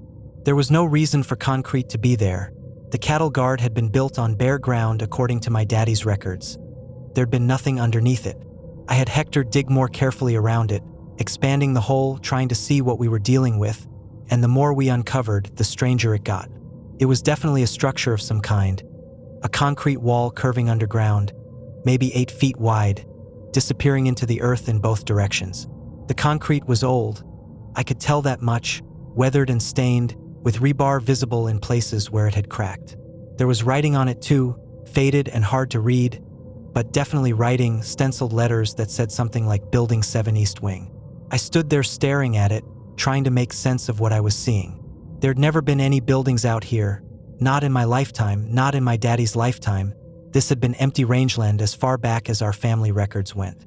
I pulled out my phone, no signal out here, and made a note to research it when I got back to the house, see if I could find any historical records of structures on this property. But Miguel, who'd been standing at the edge of the hole, suddenly spoke up. "Mr. Kendrick," he said quietly, "I think I know what this is. My grandfather told me stories about." He paused, looked uncomfortable about the hospital. I turned to look at him. What hospital? Miguel shifted his weight, clearly not wanting to continue, but I waited, and finally he said, the asylum from the old days, the 1940s I think. There was a state hospital out here for people with problems, mental problems. I felt a chill run down my spine despite the warm sun. There was nothing in my family's records about an asylum. Nothing in the property history I'd seen when we refinanced the ranch years ago. Are you sure? I asked. Miguel nodded slowly.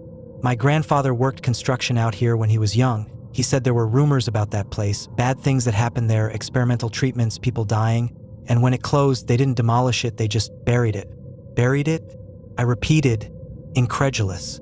Why would they bury it? Miguel looked at me with serious eyes. Because of what happened there, he said simply, because no one wanted any trace of it left. My grandfather said they bulldozed the buildings, collapsed them into the basements, covered everything with 20 feet of dirt, and tried to forget it existed. I didn't want to believe him, wanted to think this was just some old foundation, maybe from a homestead or a line shack, something innocent. But the more we dug, the more obvious it became that this was something bigger, something institutional. We found more walls, found what looked like doorways, found metal fixtures that might have been for lights or plumbing, found other things I didn't want to look at too closely, things that looked like restraints, like bars, like the kinds of fixtures you'd find in cells. It was Carlos who heard it first. We'd been digging for about 3 hours. It was close to 11 a.m., and we were all taking a water break, standing around the excavation site, which was now a hole about 20 feet across and 6 feet deep. Carlos suddenly held up his hand, his face going pale. "Do you hear that?" he asked. We all went quiet, listening, and at first, I didn't hear anything, just the wind, the distant sound of cattle, the normal sounds of the ranch. But then I heard it, faint, coming from below us, from inside the buried structure. It sounded like scratching, like something scraping against concrete, rhythmic and persistent. Scratch, scratch, scratch, pause, scratch, scratch, scratch. It's probably an animal, Hector said, but his voice wasn't confident. A coyote or something got into a hole and can't get out. I nodded, wanted to believe that, but the scratching didn't sound like an animal. It was too regular, too deliberate, too much like a pattern. And it was moving. I could hear it shifting position under the ground, moving along the wall, getting closer. "We should cover this back up," Miguel said suddenly, his face tight with fear. "We should fill it in and build the cattle guard somewhere else. This place, we shouldn't disturb it." I wanted to agree with him. Every instinct I had was screaming at me to walk away. But this was my land, my property, and I needed to know what was under here, needed to understand what we'd uncovered. I told Hector to dig down to one of the doorways we'd found, see if we could get a look inside the structure, see what was making that scratching sound. He looked like he wanted to refuse, but he climbed back on the excavator and carefully dug around what looked like a door frame, old metal frame, the door itself long gone, just an opening leading into darkness. When he'd cleared enough dirt away, I could see stairs leading down, concrete stairs descending into the buried building. I grabbed a flashlight from my truck, told the others to wait there, and I started down those stairs. "Bobby, don't," Hector called out, but I ignored him. I had to see, had to know. The stairs were steep, maybe 20 steps, and they led down to a hallway, a long corridor with rooms on either side, doors hanging open or missing entirely. The concrete walls were stained with water damage and something else, dark streaks that looked like... I didn't want to think about what they looked like. I shone my flashlight down the hallway, and I could see more doors, more rooms, and at the far end, maybe 100 feet away, there was movement. Something shifted in the darkness, something that pulled back from my light, retreating deeper into the buried structure. And that scratching sound was much louder now, echoing off the concrete walls, coming from multiple directions. Scratch, scratch, scratch, all around me, above me, below me. I turned and ran back up those stairs faster than I'd moved in years, nearly tripping, my heart pounding. And when I burst out into the sunlight, all 3 of my workers were staring at me. "We're filling it in," I said, gasping for breath. "Right now, we're filling it in, covering it back up, and we're never speaking of this again." None of them argued. In fact, they looked relieved, and Hector immediately started pushing dirt back into the hole, burying that doorway, covering those stairs, sealing up the entrance to whatever was down there. But as we worked, as the excavator pushed more and more dirt back into the hole, the scratching got louder, more frantic, and now I could hear something else, voices, faint and distant, coming from underground. They weren't speaking English, or maybe they were, but the words were wrong, distorted, echoing in ways that made them incomprehensible. And they sounded desperate, angry, like whatever was down there didn't want to be buried again, didn't want to be forgotten again. It took us 3 hours to fill the hole completely, to cover every trace of what we'd found. And even then I had Hector pile extra dirt on top, creating a mound over the entire area. We repositioned the cattle guard, moved it 50 feet to the west, installed it on solid ground that we checked carefully, making sure there was nothing underneath. The whole time we worked, I could feel something watching us, and that scratching sound continued, muffled now by 20 feet of dirt, but still audible if you listened carefully. Scratch, scratch, scratch, patient and persistent. When we finally finished, it was close to 6 p.m. The sun was setting, and we were all exhausted, dirty, and deeply shaken. I paid Miguel and Carlos double for the day, told them to take the next day off, and they didn't argue, just got in their trucks and drove away fast, kicking up dust, eager to get away from that place. Hector lingered, looked at me seriously, and said, "Whatever's down there, Bobby, it's been there a long time, and it's probably there for a reason. We should leave it alone." I nodded, agreed completely, and we drove back to the ranch house in silence. That night, I spent hours on the internet, searching for any information about a state hospital or asylum in this area, and I found things, disturbing things. There had been a facility, the Transpeco State Hospital, operated from 1941 to 1952, a place for, they called them the criminally insane back then, people who'd committed violent crimes while mentally ill, people who couldn't be kept in regular prisons or hospitals. The records were sparse, a lot of them were sealed or destroyed, but I found newspaper articles from the early 50s, stories about investigations, allegations of abuse, experimental treatments without consent, patients dying under suspicious circumstances. There were rumors of secret programs, government testing, things that sound like conspiracy theories but that kept appearing in multiple sources.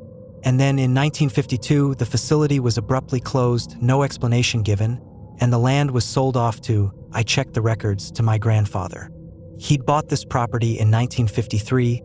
I knew that, but I'd always been told it was empty land, rangeland that had never been developed.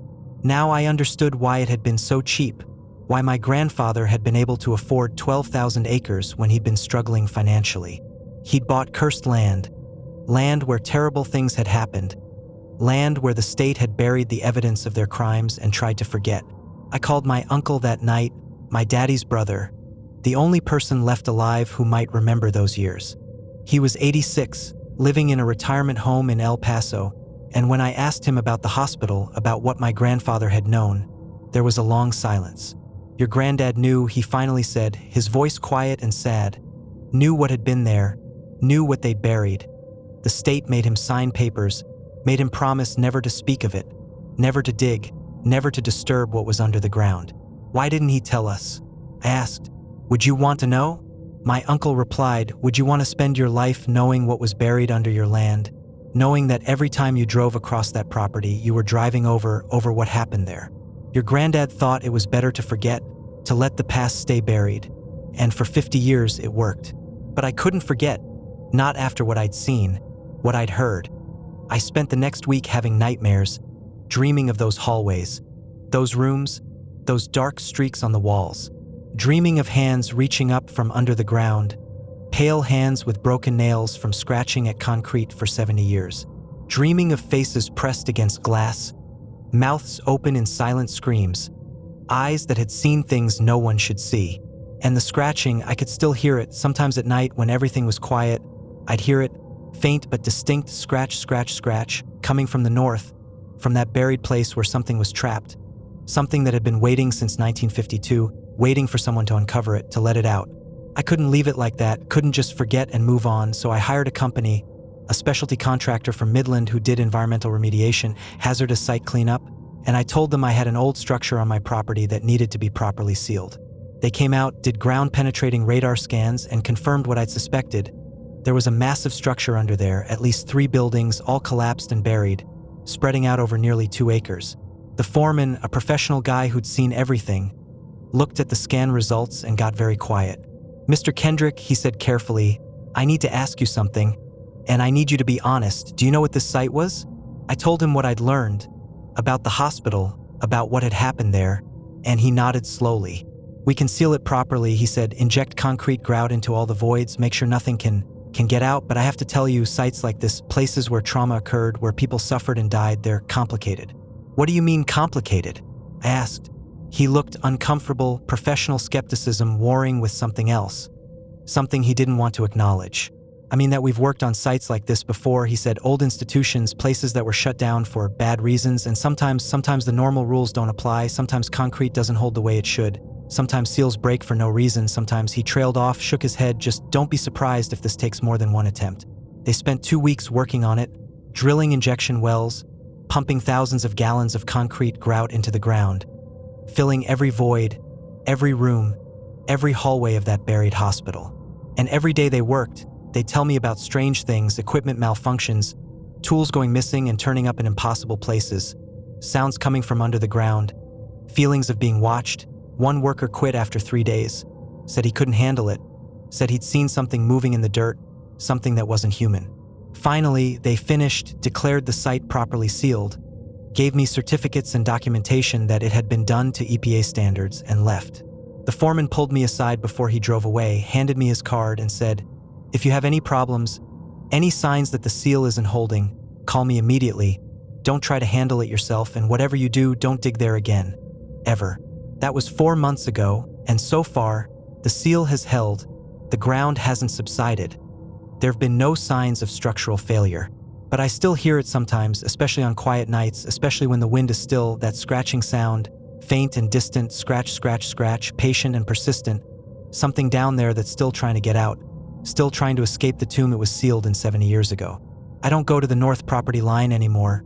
I've rerouted my cattle away from that area, designated it as unusable land, and I've told Hector and my other workers to stay away from there, no matter what. And I've updated my will, added specific instructions that when I die, when this ranch passes to my daughter, she needs to know what's buried there, needs to know never to disturb it, never to dig, never to break the seal. Because some things are buried for a reason, some places are meant to be forgotten, and some mistakes, like building an asylum in the middle of nowhere, like doing terrible things to vulnerable people and then covering it up, like pretending it never happened, those mistakes don't just disappear when you bulldoze the buildings and pile dirt on top. Those mistakes linger, trapped underground, waiting, scratching at the walls of their prison, hoping that someday, someone will be foolish enough to let them out. I was almost that person, almost made that mistake, and I thank God every day that I didn't, that I filled it back in, that I sealed it properly. But sometimes, in my nightmares, I wonder what would have happened if I'd kept digging. If I'd gone deeper into those hallways, if I'd found what was making that scratching sound. Sometimes I wonder what faces I would have seen, what forms they would have taken, whether they'd be the patients who died there or the staff who tormented them or something else entirely, something created by decades of pain and suffering, something that should never exist but does, waiting in the dark beneath my land. And sometimes, on the worst nights, I wonder if the seal will really hold forever, or if someday, maybe years from now, maybe generations from now, that scratching will finally break through, and whatever's down there will emerge, blinking in the sunlight, free at last after 7 decades of imprisonment. And God help whoever's here when that happens, because I don't think anything human could survive an encounter with something that's been trapped, scratching at concrete walls for 70 years in the dark. The screaming cedar break. I need to tell someone about what happened to me and my hunting buddies last November, because it's been eating at me for months now, and I can't carry this alone anymore. I keep telling myself it was just, I don't know, some kind of animal we didn't recognize, or maybe we were all exhausted and our minds played tricks on us. But deep down, I know that's not true. I know what we heard in those cedar trees, what we saw, and I know we barely made it out of there alive. My name is Travis Holloway. I'm 38 years old. Been bow hunting in Texas since I was 12. Learned from my daddy who learned from his daddy. I know the hill country like the back of my hand, know how to read sign, how to move quiet through brush, how to respect the land and the animals. I've spent hundreds of nights camping in remote places, sleeping under the stars with nothing but a tent and a campfire, and I've never been scared. Not really. Not until that trip to the Cedar break near Junction. It was the second week of November, prime time for white-tailed deer, and I'd organized a hunting trip with 3 of my oldest friends, guys I'd known since high school. There was Marcus, who runs an auto shop in Kerrville, Ray, who teaches high school in Uvalde, and Devin, who works IT for some company in San Antonio. We'd been planning this trip for months, had a lease on some private property about 15 miles northwest of Junction, 1,200 acres of rough hill country terrain, mostly cedar breaks and live oak, with some open meadows where the deer liked to feed. We got there Friday afternoon, set up camp in a clearing about a quarter mile from where we'd parked our trucks, hauled in our gear, our tents, our bows, enough food and water for 3 days. The weather was perfect, cool but not cold, clear skies, no rain forecast. Exactly the conditions you want for hunting. We set up 4 small tents in a circle around where we'd build our fire, got everything organized, and by the time the sun was setting, we were sitting around a good blaze, drinking beer, telling stories, feeling like we'd escaped the real world for a while. The property owner had told us the deer were thick this year, said we'd have no problem filling our tags, and he'd mentioned the best spot to hunt was deep in the cedar break on the eastern side of the property. Cedar breaks are dense, almost jungle-like stands of ash juniper, what we call cedar even though it's not technically cedar, and they're common in the hill country, provide cover for wildlife, make for good hunting if you can handle moving through the thick vegetation. He'd given us GPS coordinates for a game trail that ran through the thickest part, said deer used it regularly morning and evening. That first night was fine, normal. We stayed up until maybe 11, talking and laughing, then banked the fire and went to our tents. I fell asleep to the sound of wind in the trees, the distant cry of coyotes, the usual night sounds of the hill country. Woke up around 6 a.m. feeling refreshed, ready to hunt, and the 4 of us ate a quick breakfast, grabbed our bows, and headed out to the cedar break as the sun was coming up. The cedar break was about a 20-minute walk from camp, and when we got there, I understood why the property owner had recommended it. The deer sign was everywhere, tracks, rubs, scrapes, droppings. This was clearly a major travel corridor. The trees were thick, cedars packed so close together that in places you had to turn sideways to squeeze through, branches overhead creating a canopy that blocked out most of the light even though it was mid-morning. It was cooler in there too, the dense vegetation holding the cold air, and there was a smell, that distinctive cedar smell mixed with damp earth and something else, something organic and slightly sweet like decay. We split up, each taking a different position along the game trail, spreading out about 100 yards apart so we wouldn't interfere with each other's hunt. I found a good spot where I could see about 30 yards down the trail in both directions, settled in against a large cedar trunk, and waited. Bow hunting is all about patience, about staying still and quiet for hours if necessary, letting the animals come to you, and I was good at it, could sit motionless for as long as it took. I sat there for maybe 2 hours, saw a few does pass by but no bucks, heard the others moving occasionally, repositioning, adjusting their positions. It was peaceful, meditative almost, just me in the woods, and I was thinking this was exactly what I needed, a break from work, from stress, from the constant noise of modern life. And then, around 9:30, I heard the first scream. It was distant, maybe a quarter mile away, coming from deeper in the cedar break, and it sounded like a woman screaming, high-pitched and terrified, the kind of scream that makes your blood run cold because you know something terrible is happening. I stood up immediately, my heart racing, and I could hear the others moving too, crashing through the brush toward where the sound had come from. We met up on the game trail, all 4 of us looking at each other with wide eyes. "Did you hear that?" Marcus asked, and we all nodded. Ray was already pulling out his phone, trying to call 911, but he had no signal. None of us did. We were too deep in the hills, too far from any cell tower. "Someone's hurt." Devin said, "We need to find them, help them." I agreed, pushed down my unease, told myself it was probably a hiker who'd fallen, gotten injured, and we needed to provide assistance. We moved quickly through the cedar break, following the direction the scream had come from, pushing through thick vegetation, our bows forgotten, focused only on finding whoever needed help. But as we got deeper into the break, as the trees got denser and the light got dimmer, I started feeling like something was wrong, really wrong. The scream had stopped. There'd only been that one. And now the woods were silent, completely silent. No birds, no insects, no wind, just dead quiet. We should have turned back then, should have trusted our instincts, but we kept going, kept pushing deeper, until we were in a part of the cedar break so thick that we could barely see the sky, just a tangled canopy of branches overhead, and the ground was covered in a thick layer of cedar duff, dead needles and fallen branches that muffled our footsteps. And that's when we heard it again, the scream, but this time it was closer, maybe 50 yards away, and it sounded wrong, not quite like a human scream. The pitch was off, the tone was too sustained, and there was something underneath it, something that sounded like multiple voices screaming in unison. We froze, all four of us, and I could see the fear on their faces, the same fear I was feeling, the same realization that we'd made a mistake, that we shouldn't be here, that whatever was making that sound wasn't something we wanted to find. Ray grabbed my arm, his voice shaking when he spoke. "That's not a person," he whispered. That's not human." The scream came again, and this time it was moving, coming from our left now instead of ahead, circling around us, and it was closer, maybe 30 yards. Marcus raised his bow, knocked an arrow, his hands trembling. "What do we do?" he asked, and I didn't have an answer because I didn't know. I'd never encountered anything like this, never heard anything that made me feel this kind of primal fear. "Back to camp," Devin said, his voice tight. "We need to get back to camp, now." We turned and started moving, not quite running but walking fast, trying to retrace our path.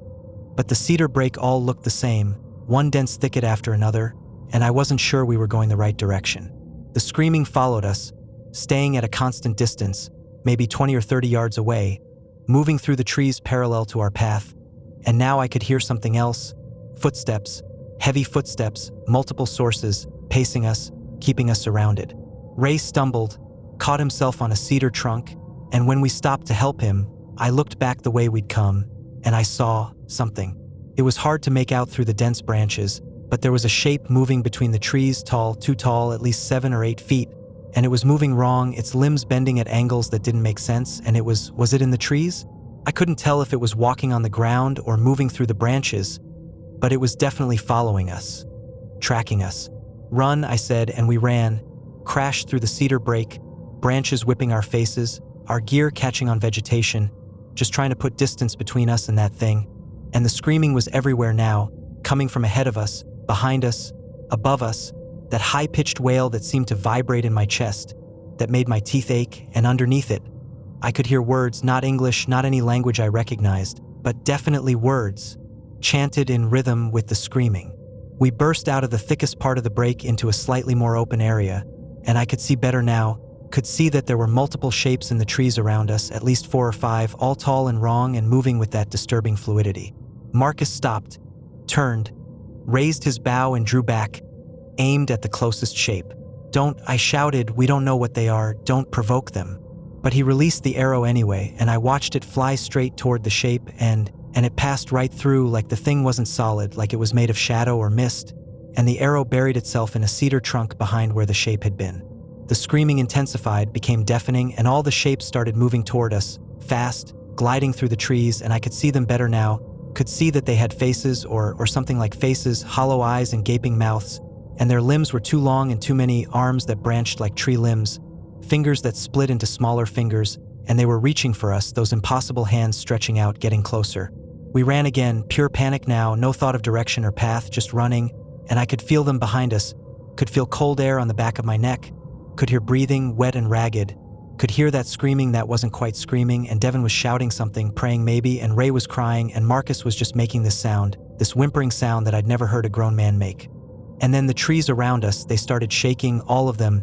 Every cedar in sight was swaying and trembling even though there was no wind, and that screaming was coming from the trees themselves, from inside them, like the trees were alive and in pain.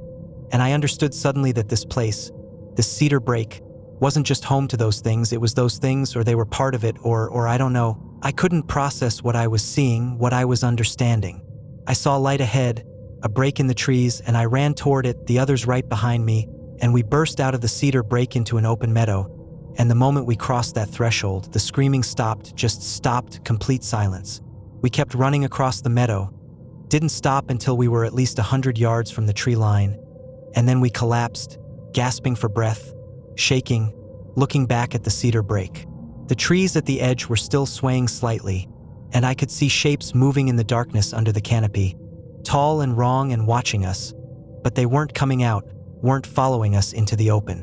"They're staying in the trees," Marcus said, his voice hoarse. "They can't leave the cedar brake." I didn't know if that was true, but it seemed like it, and I was grateful for it, grateful for the sunlight and open space and the distance between us and whatever those things were. "We need to get our camp, we need to leave," Devin said, and we all agreed, but camp was on the other side of the cedar brake, we'd have to go around it. and none of us wanted to get close to those trees again. We started walking, giving the break a wide berth, circling around the edge of the property, and it took us almost 2 hours to get back to where we'd parked our trucks, bypassing our camp entirely, leaving our gear, our tents, everything behind. When we finally reached the vehicles, we just stood there for a minute, looking at each other, trying to process what had happened, trying to decide if we were going to talk about it or pretend it didn't happen. Finally, Ray spoke, his voice quiet and shaken. What were those things? None of us had an answer. Marcus thought maybe they were some kind of optical illusion. Devin suggested mass hallucination. But I could see in their eyes that they didn't believe it, that they knew what we'd seen was real. We drove away from that property, didn't tell the owner what happened, didn't try to retrieve our gear, just left it all behind and went home. We agreed not to talk about it, not to tell anyone, afraid we'd be laughed at or worse, afraid people would think we were crazy. But it's been 7 months now, and I can't keep silent anymore. I need to tell someone, need to get it out of my head. I've done research since then, spent hours online looking for similar stories, looking for explanations, and I've found things.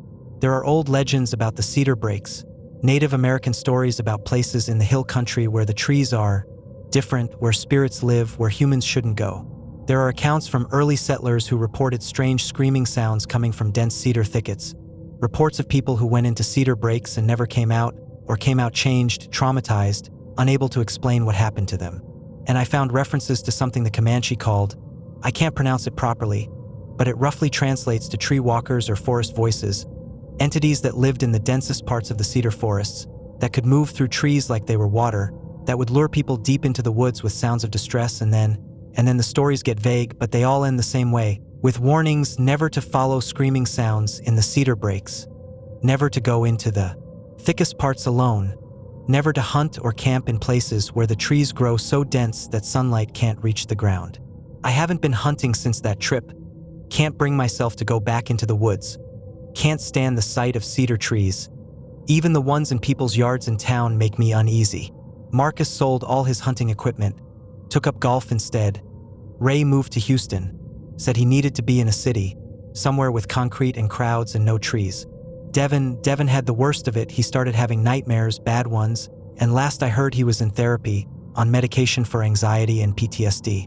The property owner called me a few weeks after we left, said he'd found our camp, said all our gear was still there but it had been arranged, the tents were all taken down and folded neatly, our sleeping bags were laid out in a circle around the cold fire pit, and all our food and supplies were stacked in the center, organized by type. He said it looked like someone had carefully packed everything up, but none of us had done that. We'd fled in panic, left everything scattered. He asked if we were coming back for our stuff, and I told him no, told him to keep it or throw it away, told him we wouldn't be hunting on his property anymore. He was quiet for a moment, then said, "You went into the cedar break on the east side, didn't you?" I asked how he knew, and he said, "Because you're not the first, I should have warned you, should have told you that part of the property is off limits, but I didn't think you'd go in that deep." He said the previous hunters who'd leased the property had reported strange things too, sounds and sights they couldn't explain, and several groups had left abruptly, abandoning their gear, refusing to come back. I asked him what he thought was out there, and he was quiet for a long time before answering. I don't know, he finally said, "But that cedar break has been there for hundreds of years, maybe thousands, and my family has owned this land for 4 generations, and we've always known, we've always been told, don't go into the trees when they're thick enough to block the sun, don't follow sounds of distress, don't hunt the places where the ground is covered in cedar duff so thick that nothing else grows. Some places belong to something older than us, something that was here before humans, and it doesn't like being disturbed." I think about that conversation a lot, think about what he said about places that belong to something older, and I think about those shapes moving through the trees, those faces that weren't quite faces, those hands that branched like limbs, and I wonder, were they protecting their territory? Were they hunting us? Or were they trying to communicate, to tell us something we couldn't understand? The screaming sounded like pain, like anguish, like something trapped in suffering, but it also sounded like a warning, like they were telling us to leave, to get out before something worse happened. I don't know if I'll ever understand what we encountered in that cedar break. Don't know if human minds are equipped to understand things like that, things that exist outside our normal reality, things that blur the line between plant and animal, between physical and spiritual, between the world we know and something else. What I do know is that there are places in the hill country, in the dense cedar breaks where sunlight doesn't penetrate, where the trees grow so thick that GPS doesn't work and cell phones lose signal, places where the normal rules don't apply, where things live that shouldn't exist, that can't exist according to our understanding of biology and physics, but do exist anyway. And I know that if you ever find yourself hunting or hiking in the Texas Hill Country, and you hear screaming coming from a cedar break, don't investigate, don't try to help, don't follow the sound, just turn around and walk away, because whatever's making that sound doesn't want your help, doesn't need your assistance. It wants you to come closer, wants you to step into the trees, wants you to enter a place where you're no longer at the top of the food chain, where you're no longer the hunter, where you become the prey for something ancient and territorial and utterly inhuman. We got lucky that day. I think about that all the time. We got lucky that we stayed together, that we ran the right direction, that we found that meadow before those things caught us. But I wonder about the people who weren't so lucky, the hunters and hikers who went into cedar breaks and never came out, whose disappearances were chalked up to accidents or exposure or wild animals. And I wonder if they're still there, still in those trees, still screaming, warning others to stay away, their voices absorbed into that chorus of anguish that echoes through the densest parts of the cedar forest. Sometimes, late at night when I can't sleep, I still hear it, that screaming, that impossible sound that came from everywhere at once, that sound that was part human and part something else, part warning and part invitation, part terror and part something I don't have words for. And I know that somewhere in the hill country, in a cedar break so dense that mapmakers leave it blank, in a place where humans aren't meant to go, those things are still there, still moving through the trees, still screaming into the darkness, still waiting for the next person who's foolish enough or unlucky enough to follow the sound, to step into the shadows under that dense canopy, to discover what we discovered, that some places, some forests, some trees are alive in ways we can't comprehend, and they don't want us there, they never wanted us there. And if we're smart, if we're wise, we'll respect that boundary, we'll stay out of the deep places, we'll leave the screaming cedar breaks to whatever calls them home. The convoy that wasn't there. I've been driving trucks for 23 years now, hauled everything from refrigerated goods to heavy machinery, driven every major interstate and highway in the continental United States.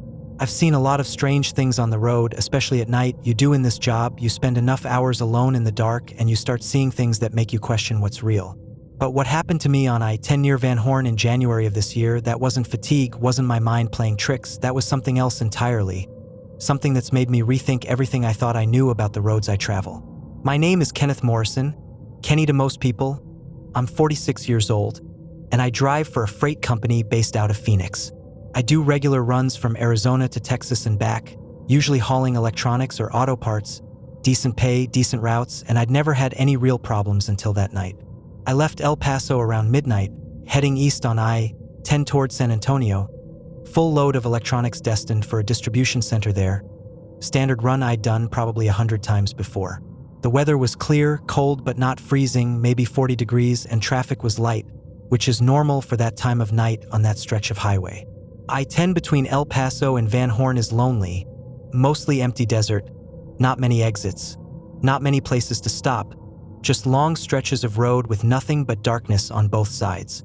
I had my usual setup, coffee in the cup holder, classic rock station playing low, CB radio on in case any other drivers needed to communicate, and I was settling in for what I thought would be a routine 6-hour drive.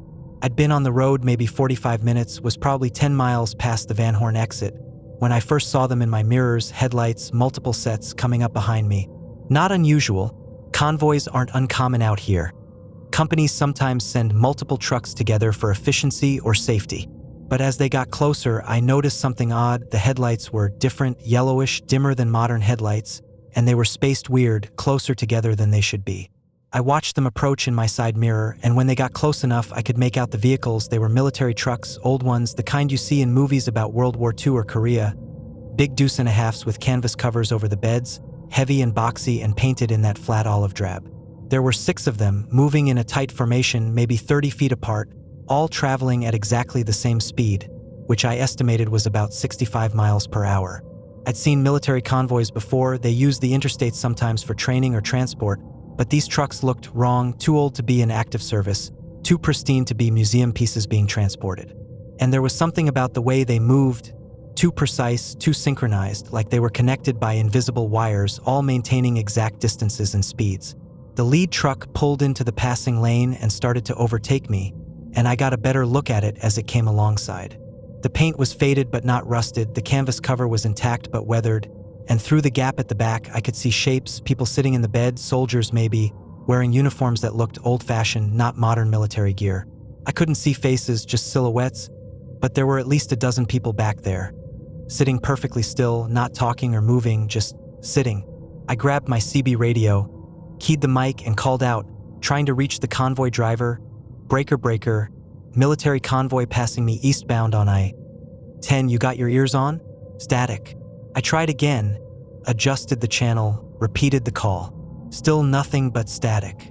I scanned through all the channels, listening for any chatter, but there was nothing, complete radio silence, which was strange because there should have been at least some traffic, other truckers, emergency services, something. The convoy kept passing me, one truck after another, all of them identical, all moving at that same precise speed, all maintaining those exact distances. I tried to see into the cabs as they passed, tried to see the drivers, but the windows were dark, not tinted, not covered, just dark. Like there was no interior light, no dashboard glow, nothing. Just black windows and trucks that were somehow driving themselves or being driven by people I couldn't see. The last truck pulled past me and merged back into the right lane, and now the entire convoy was ahead of me, 6 trucks in perfect formation, and I stayed behind them, maintaining a safe distance, watching.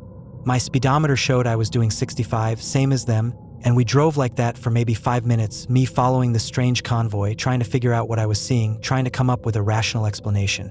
That's when I noticed my radio, the regular AM/FM radio I'd been listening to, it had gone to static, the classic rock station was gone, replaced by white noise. I tried changing stations, nothing but static on every frequency. My cell phone, which had been sitting in the mount on my dashboard, showed no signal, no bars, even though I'd had full signal just a few minutes before.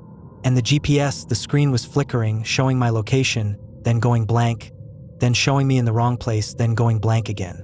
I felt a chill run down my spine that had nothing to do with the temperature, and I eased off the accelerator slightly, letting the convoy pull ahead, putting more distance between us. But they slowed too, maintained that exact distance like they were pacing me, matching my speed precisely. I sped up, pushed the truck to 70, and they sped up too, stayed exactly the same distance ahead. I slowed down to 60, and they slowed down, that gap never changed, never varied, like we were all connected. I keyed the CB again, tried one more time to make contact. This is Kenworth, driver eastbound on I-10, mile marker.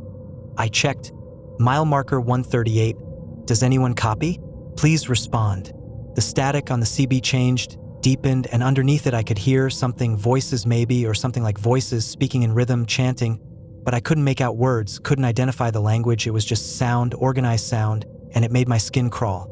I was passing the turnoff for a rest area, one of those small pull-off spots with a couple of picnic tables and a historical marker, and I made a quick decision. I was getting off the road, getting away from this convoy, whatever it was.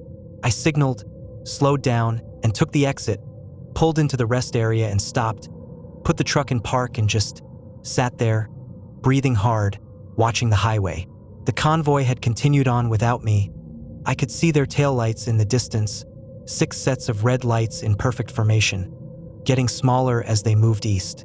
I waited, gave them a few minutes to get well ahead, and then I pulled out my phone to, call someone, report this, call my dispatcher. But my phone was acting strange, the screen was flickering, the time was wrong, showing 3:47 a.m. when it should have been around 1:15, and when I tried to open any apps, they crashed immediately.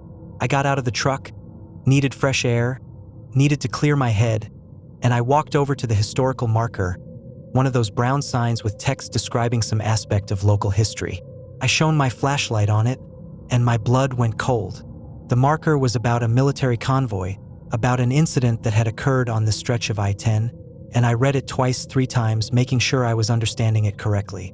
It said that on January 17, 1952, a military convoy of 6 trucks had been traveling east on what was then U.S. Highway 80, before I-10 was built, transporting personnel from Fort Bliss to Fort Hood.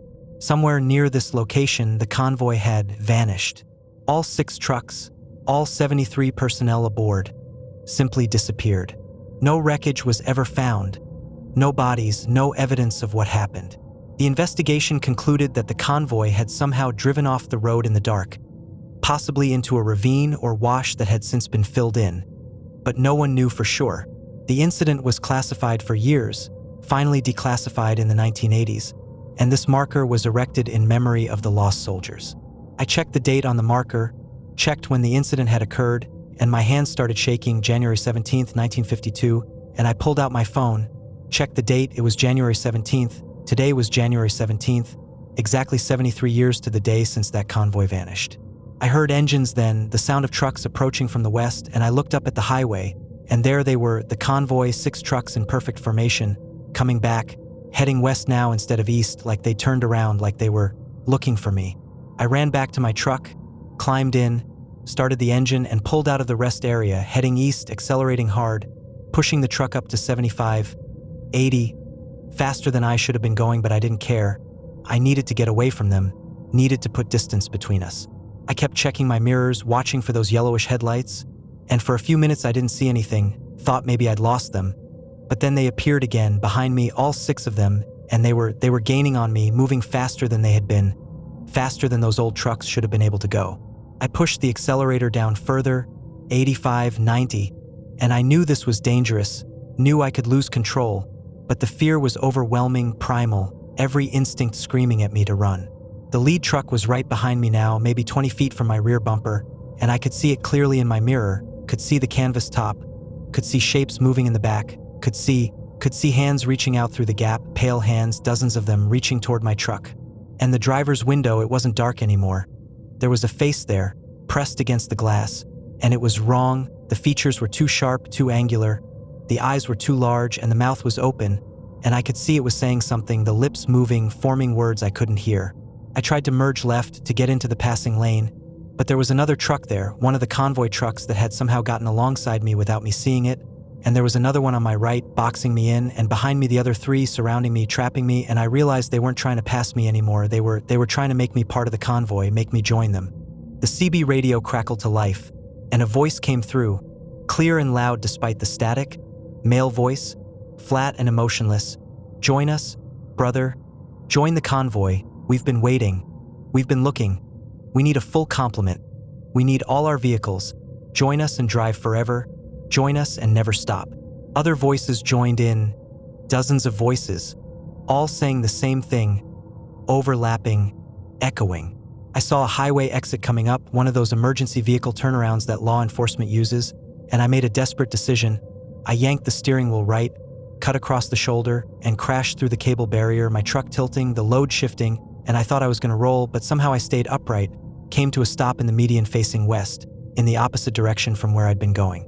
The convoy trucks, they couldn't follow, they stayed on the eastbound side, and I watched them continue past, watched them slow down, watched them stop about a quarter mile ahead, and then they just faded, became transparent, became outlines, became nothing, just disappeared like they'd never been there.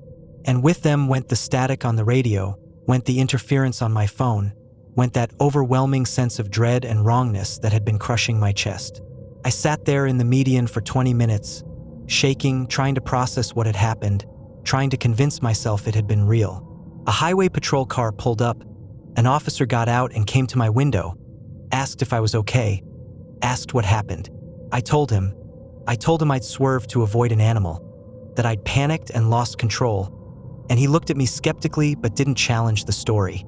He helped me get the truck back on the highway, checked that the load was secure, made sure I wasn't injured, and told me to drive safe, get some rest. I drove to the next truck stop, about 30 miles ahead, pulled in and parked, and I spent the rest of that night in my sleeper berth, not sleeping, just thinking, researching, trying to understand.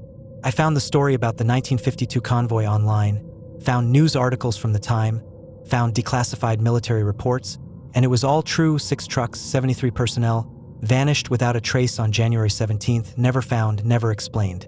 And I found other stories, other drivers who'd reported seeing military convoys on that stretch of I-10, always at night, always on January 17th, always the same description, 6 old trucks, yellowish headlights, silent and synchronized. Some drivers reported being followed, some reported being surrounded, some reported seeing faces that weren't human, hearing voices on their radios. Most were dismissed as exhaustion, as hallucinations from too many hours on the road, but I knew they weren't. I knew those drivers had seen what I'd seen. The next morning, I delivered my load in San Antonio, And I told my dispatcher I needed time off, told him I wasn't feeling well, which wasn't exactly a lie. I spent a week at home trying to make sense of it, trying to decide if I could keep driving, if I could go back out on those roads knowing what I knew. And I decided I could, but with changes, I don't drive I-10 through that area anymore. I take southern routes or northern routes, add hours to my trips, but I don't care. I'm not going back to that stretch of highway. And I never, ever drive on January 17th. I don't care where I am or what load I'm carrying. That day, I stay off the road completely, stay home, stay safe, stay away from any highway where that convoy might appear, where those 73 lost soldiers might still be driving, looking for vehicles to join their formation, looking for drivers to absorb into their endless journey. Because here's what I think happened, what I believe in my bones even though I can't prove it. I think that convoy didn't just vanish in 1952. I think they broke through something, drove through some kind of barrier or boundary, ended up in a place that's not quite here, not quite anywhere, a road that exists outside of normal time and space. And every year on the anniversary, they come back, they appear on the highway they were traveling, and they try to recruit, to find other drivers to join them, to complete their convoy, to fill the ranks that have been incomplete for 73 years. And I think if I'd stayed with them, if I'd let them surround me, if I hadn't crashed through that barrier and gotten away, I'd be one of them now. I'd be driving an old truck that doesn't really exist, traveling a highway that's not quite the same I-10 that normal people drive, surrounded by men who died in 1952 but don't know they're dead, forever trapped in that night, that journey, that endless convoy that never reaches its destination. I've talked to other truckers since then, mentioned the convoy casually, carefully, not wanting to sound crazy, and I've found a few who've seen it too, who've had similar experiences, who now avoid that stretch of road on January 17th. We don't talk about it much, don't share the stories openly, because who would believe us? But we know there's something wrong with that part of I-10. We know that the road remembers what happened there, and on certain nights, on certain dates, the past bleeds through, and what was lost tries to find its way back, or tries to take others with it into whatever dark place it ended up. I still drive trucks, still make my living on the highways, but I'm more careful now, more aware that the roads we travel have histories, have memories, have ghosts, I guess is the word, echoes of tragedies and disappearances and things that went wrong in the past. And I know that sometimes, late at night on lonely stretches of highway, you might see things that aren't quite there, vehicles that shouldn't exist, drivers who shouldn't be driving, convoys that vanished decades ago but somehow still travel, still roll through the darkness, still maintain their perfect formation, waiting, watching, hoping that someone will join them, will become part of their eternal journey. So if you're ever driving I-10 through West Texas and you see a military convoy, old trucks with yellowish headlights, moving in perfect synchronized formation, don't try to pass them, don't try to communicate with them, don't let them surround you, just slow down, pull off at the next exit, let them go ahead, let them continue their journey without you. Because some convoys aren't going anywhere you want to be, some vehicles are traveling to destinations that don't exist on any map, and some drivers have been on the road so long they've forgotten how to stop, forgotten that they're not alive anymore, forgotten everything except the need to keep moving, to maintain formation, to complete the mission that was interrupted 73 years ago on a dark highway in the Texas desert. And if you hear voices on your CB radio, voices asking you to join them, voices promising company on the lonely road, voices saying that together you'll drive forever, turn the radio off, turn it off immediately, because those voices don't want to keep you company. They want to keep you, period, want to add you to their ranks, want to trap you in a loop of highway and darkness and endless driving that has no beginning and no end, just an eternal middle, a forever journey, a convoy that can never complete its mission because its destination ceased to exist the moment they drove off the edge of reality and into whatever dark space they now inhabit. I'm 46 years old, been driving trucks for 23 years, and I've got at least another 15 years before I retire, and every single time I get behind the wheel, I think about that night, about those trucks, about how close I came to joining them, and I thank whatever power is listening that I made it away, that I'm still here, still driving roads that exist in the real world, still able to stop when I want to, still able to go home, still free. And I'll do whatever it takes to stay that way, avoid whatever highways I need to avoid, skip whatever dates I need to skip, because freedom, the ability to choose your own route, your own destination, your own life, that's worth any inconvenience, any detour, any price. The thing in the tumbleweeds. I'm writing this down because I need someone to know what happened, need there to be a record somewhere in case it happens again, in case someone else encounters what we encountered that night on Highway 285. My name is Victoria Ramirez. I'm a sheriff's deputy in Reeves County. Been doing this job for 11 years now. And I've always prided myself on being rational, level-headed, the kind of officer who doesn't panic, who can handle whatever situation comes up. But what happened on the night of March 23rd has shaken that confidence, has made me question everything I thought I knew about the world, about what's possible, about what exists out here in the empty spaces of West Texas. It started as a routine patrol. I was working the graveyard shift 11 p.m. to 7 a.m., covering the northern part of the county, mostly Highway 285 between Pecos and the New Mexico border. It's lonely territory. You can drive for an hour without seeing another vehicle. Nothing but highway and desert and darkness. I'd been on duty for about 3 hours, hadn't seen much activity. Just a couple of late-night truckers and one car with out-of-state plates probably heading to Carlsbad Caverns.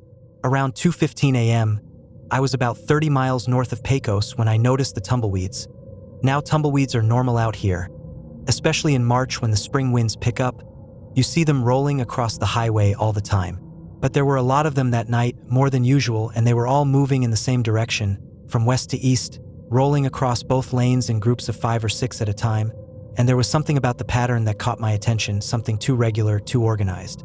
I slowed down to avoid hitting them, and that's when I noticed one that was different. It was bigger than the others, maybe 4 feet across, and it was rolling right down the center line of the highway, coming straight toward me.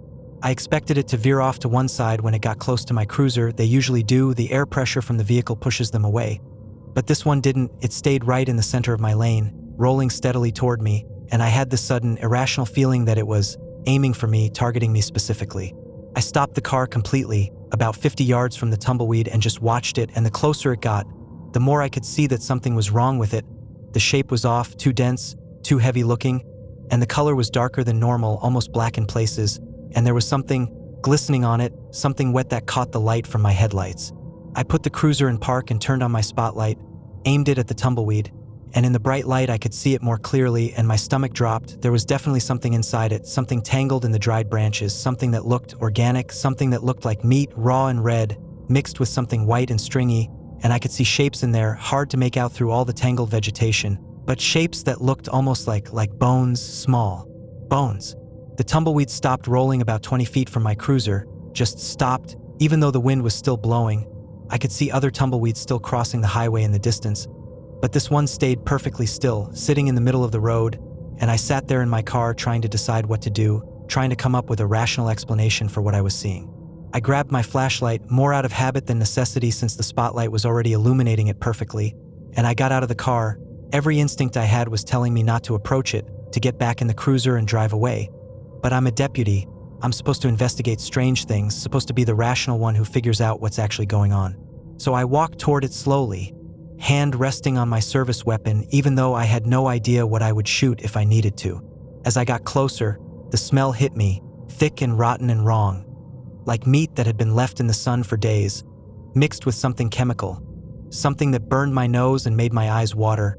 I pulled my shirt up over my nose and mouth, breathing through the fabric, and took another step closer, and that's when I saw the eye. Just one eye, human-sized, staring out at me from between the twisted branches. It was milky white, filmed over, definitely dead, but the pupil was still visible, still seemed to be looking at me, focused on me in a way that made my skin crawl. I stepped back instinctively, my hand going to my weapon, and I was reaching for my radio to call for backup when I heard it. A sound from further up the highway, from the direction the tumbleweeds had been coming from. It was breathing, but wrong, too loud, too wet, like someone with fluid in their lungs trying to draw air. And there were multiple sources, several things all breathing in unison, getting closer, and I looked up the highway and my blood turned to ice. There were more of them, more tumbleweeds rolling toward me. But these weren't normal tumbleweeds either.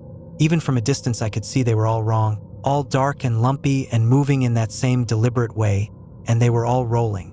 In a line, coming straight toward me, maybe 20 or 30 of them. I backed toward my cruiser, not taking my eyes off them, and I grabbed my radio. Dispatch, this is Unit 12. I need backup on Highway 285, mile marker 71. I paused because I didn't know how to explain what I was seeing. I've got multiple suspicious objects on the highway, possible human remains, need assistance immediately. The dispatcher, a woman named Carol who I'd worked with for years, responded right away. Copy that, Unit 12, what kind of suspicious objects? Can you describe what you're seeing? I watched the line of tumbleweeds getting closer, still rolling in perfect formation, and that breathing sound was everywhere now, surrounding me. Victoria, I said, using my first name instead of my unit number. Just send everyone you can. Send them now, something's wrong out here, something's really wrong. There was a pause. Then Carol's voice came back, concern clear in her tone. Victoria, are you in danger? Do you need immediate assistance? The tumbleweeds were about 100 yards away now, and I could see them more clearly in my headlights. Every single one had something inside it. Some had what looked like entire limbs, arms and legs tangled in the branches. Others had chunks, pieces of things I didn't want to identify too closely. And they were all rolling toward me in that same straight line, like they were being guided, like something was controlling them. Yes, I said into the radio, my voice tighter than I wanted it to be. Yes, I need immediate assistance, multiple units now, and I got in my cruiser, slammed the door and locked it, which I know is stupid. What's a lock going to do against tumbleweeds? But I did it anyway, instinct overriding logic. The first tumbleweed, the one with the eye, was still sitting there in front of my car, blocking my path, and the others were getting closer, maybe 50 yards now, and that breathing sound was so loud I could hear it over the sound of my engine, over the radio chatter, over my own heartbeat pounding in my ears, and I made a decision. I put the car in reverse and backed up, swung around planning to drive back toward Pecos and wait for backup there. But when I looked in my rearview mirror, there were more of them coming from that direction too. Another line of those wrong tumbleweeds rolling up the highway toward me, cutting off my retreat, and I realized with a surge of panic that I was surrounded, trapped between two groups of these things, whatever they were, and they were closing in from both directions. I stopped the car, trying to think, trying to come up with a plan, and Carol's voice came over the radio. Victoria, units are en route. ETA 12 minutes, what's your status? 12 minutes, I had to last 12 minutes. I keyed the radio. I'm okay, I said, even though I wasn't. Just tell them to hurry, please tell them to hurry. The tumbleweeds were closing in from both directions now, maybe 30 yards away on each side, and as they got closer I could see movement inside them, not just the rolling movement but something else, something writhing, shifting, like the pieces inside them were rearranging themselves, organizing, forming into shapes that were almost recognizable, almost human but not quite. One of the tumbleweeds, a big one with what looked like an entire torso tangled in its branches, suddenly veered off the highway and onto the shoulder, rolling right toward my driver's side door, and I watched it come, too scared to move, too shocked to process what I was seeing, and it hit the side of the cruiser with a soft thump and just stayed there, pressed against the door, not rolling away like it should have. Then I heard a sound that made my skin crawl, a scraping, scratching sound like something was trying to claw its way through the metal, and I looked at the door and I could see the tumbleweed compressing, pressing harder against the cruiser, and those pieces inside it, those chunks of flesh and bone, were moving, actively moving, pushing against the branches, trying to get through the door, trying to get to me. More of them started hitting the car, one after another, surrounding the cruiser, all of them pressing against it, and that scratching, clawing sound was coming from every direction, and the windows started to fog up from my rapid breathing, from the cold that was suddenly seeping into the car even though the heater was running full blast. Through the fogged glass I could see shapes, human shapes, pressing against the windows, hands and faces made of that raw flesh, those white stringy pieces all trying to get in, and I could hear voices now, underneath the breathing and the scratching, voices whispering, pleading, saying things I couldn't quite make out but that sounded like, help us, free us, let us in, join us. I grabbed my radio, tried to call for help again, but all I got was static, loud crackling static that hurt my ears, and I tried my cell phone, no signal, nothing, and the scratching was getting louder, more frantic, and I could hear the metal of the car starting to give, starting to bend inward under the pressure of all those tumbleweeds pressing against it. I did the only thing I could think of. I turned on all my lights, every light on the cruiser, headlights, spotlight, light bar, everything, and I laid on the horn, just held it down, filling the night with sound and light, and for a moment, just a moment, the scratching stopped, the pressure against the car eased, the breathing sound faded. I looked through the windshield and the tumbleweeds were unrolling. That's the only way I can describe it. They were coming apart, the branches separating, and those things inside them, those pieces of flesh and bone, were falling out onto the highway, landing in wet dark piles, and as they hit the ground they just dissolved, melted, turned into something that looked like oil, thick and black, soaking into the asphalt. Within seconds there was nothing left, no tumbleweeds, no flesh, no bones, just dark stains on the highway and a smell like burning hair hanging in the air. And the normal tumbleweeds, the real ones, were still blowing across the highway in the distance, but the wrong ones, the ones that had surrounded me, were completely gone. I sat there shaking, still holding down the horn even though I didn't need to anymore, until I saw headlights approaching from the south, two cruisers coming fast, lights and sirens, backup finally arriving, and I let go of the horn, took a deep breath, tried to steady myself, tried to figure out what I was going to say. The other deputies pulled up.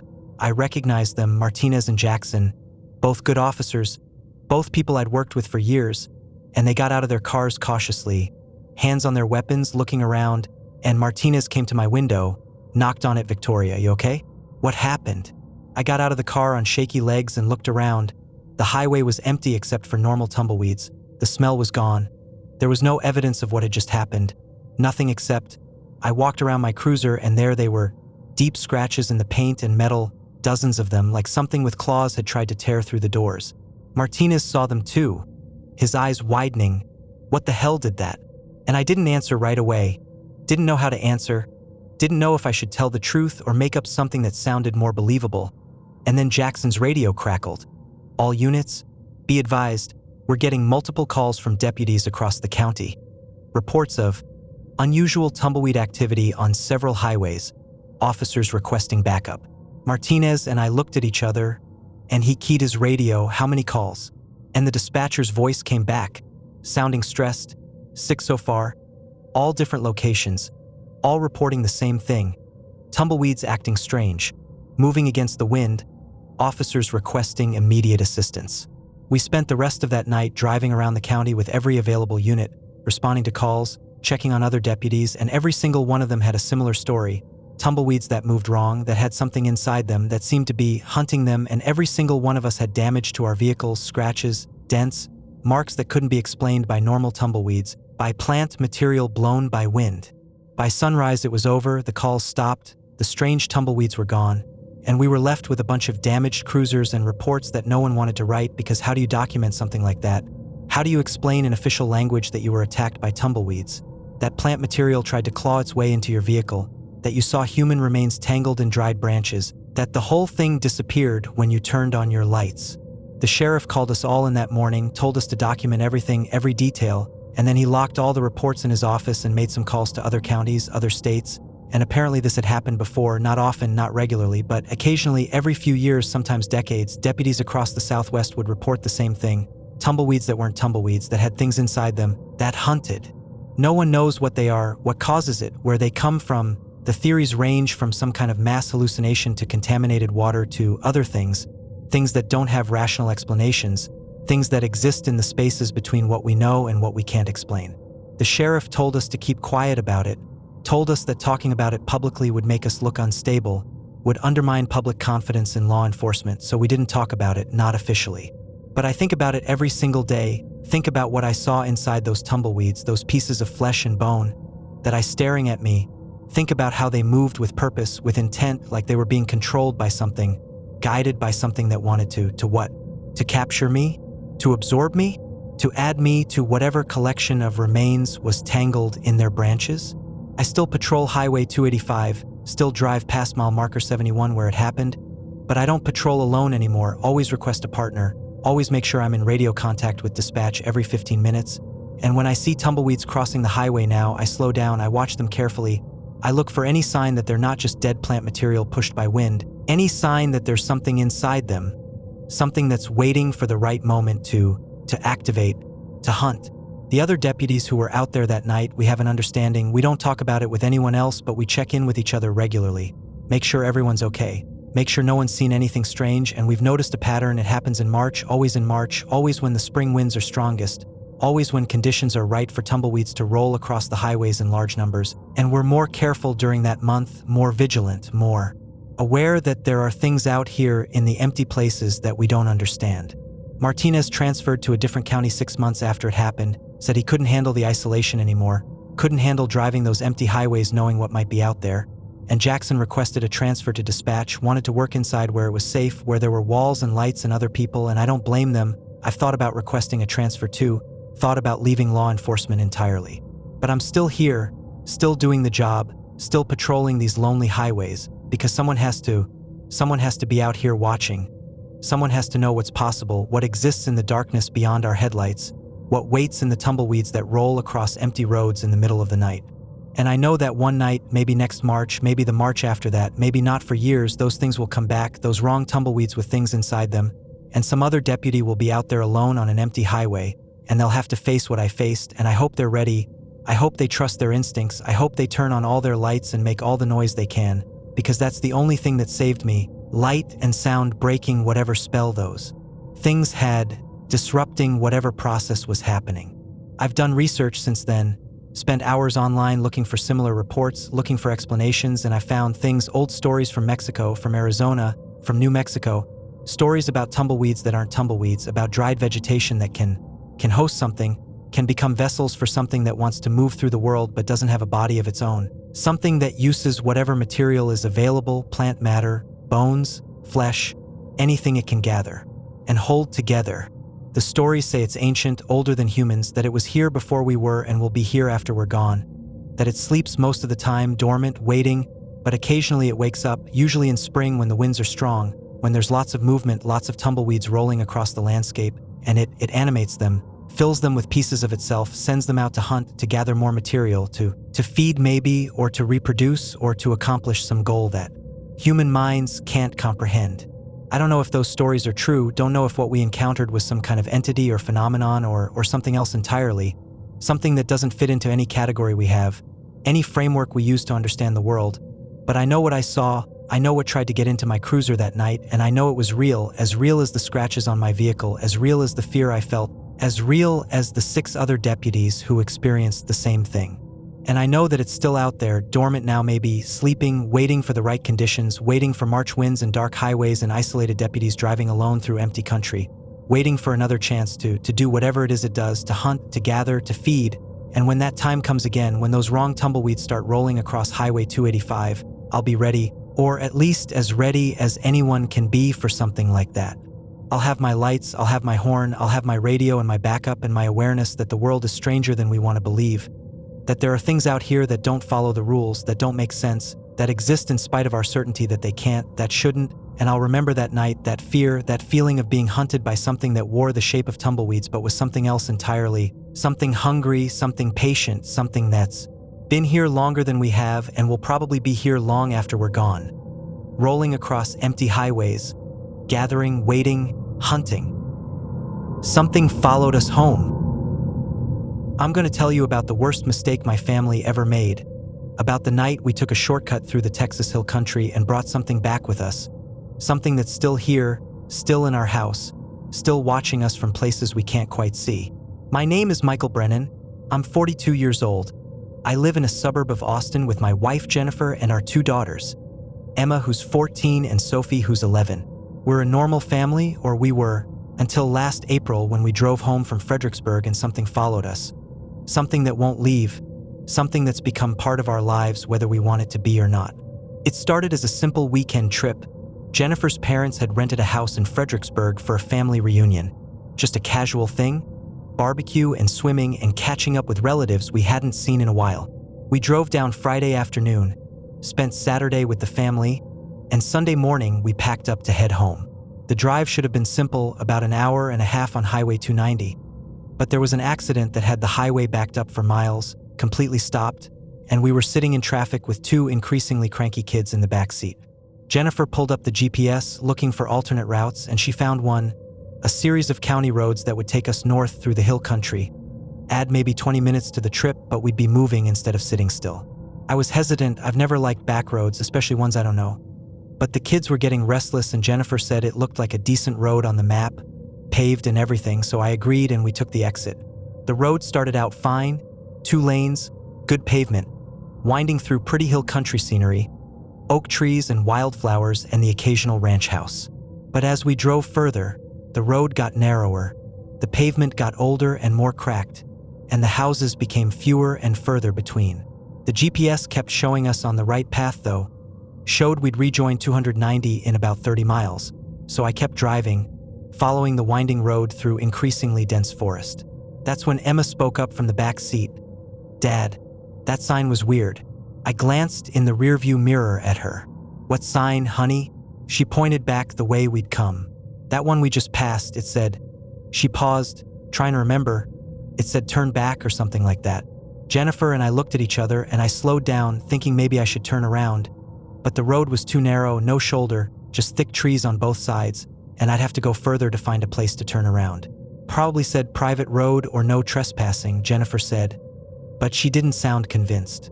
I kept driving, more slowly now, watching for another place to turn around. And that's when Sophie said, her voice small and scared, "There's someone standing in the trees."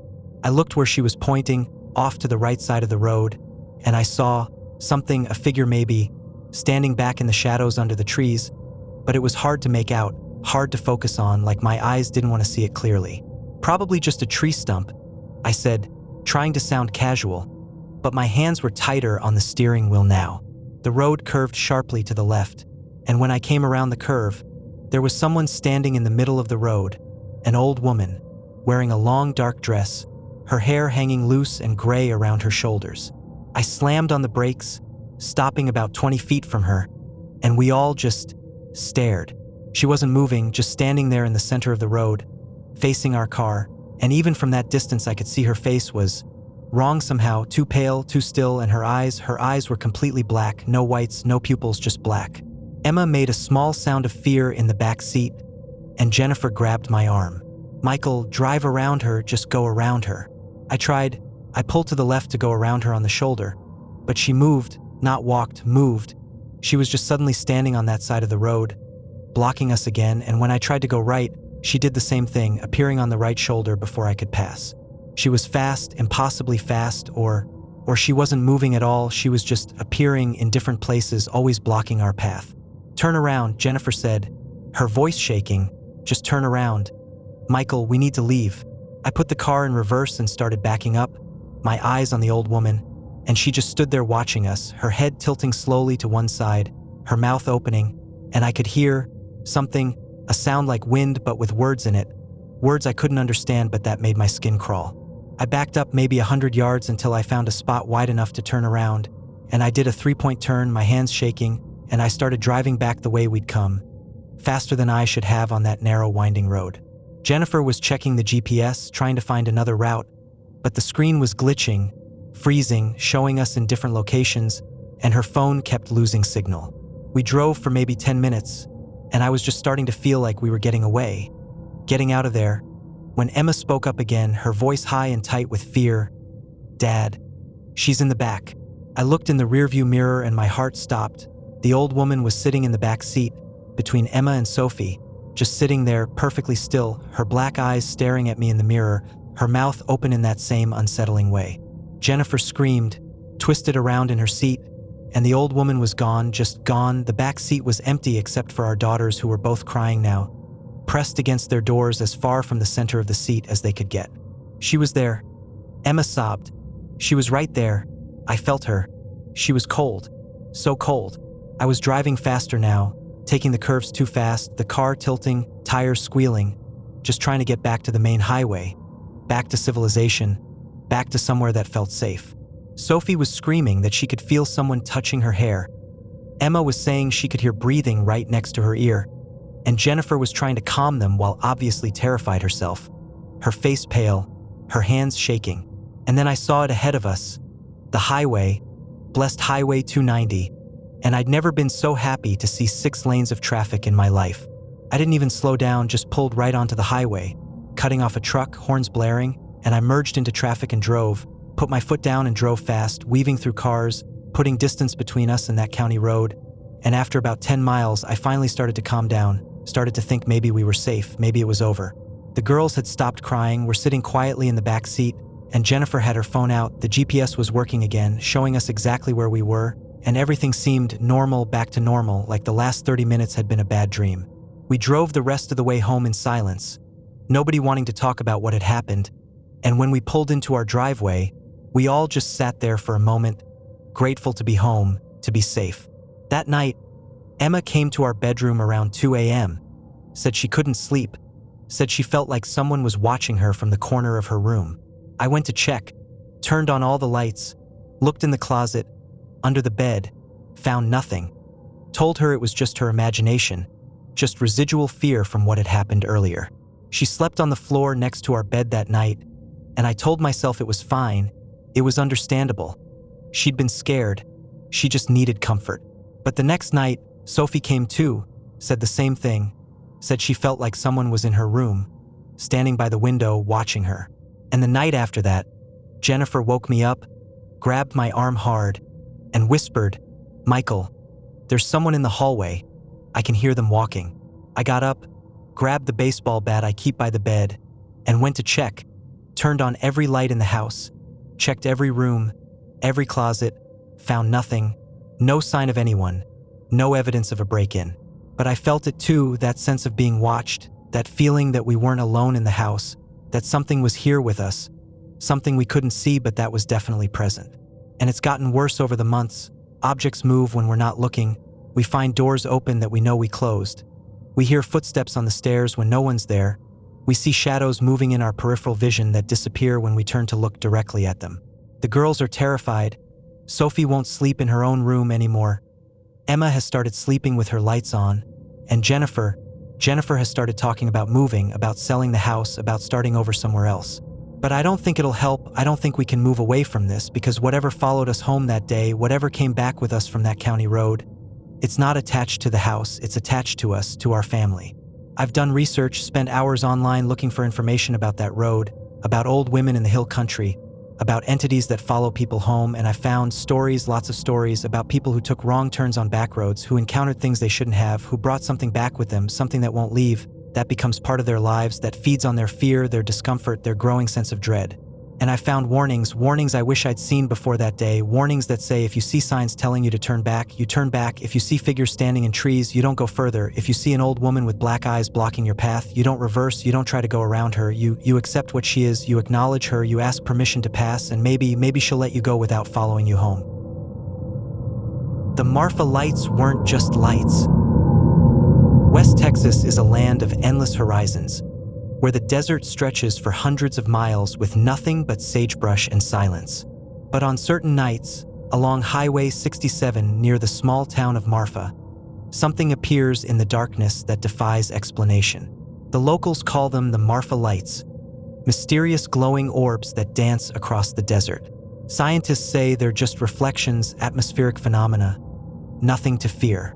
But in March of 2019, 3 college students learned that some lights should never be followed.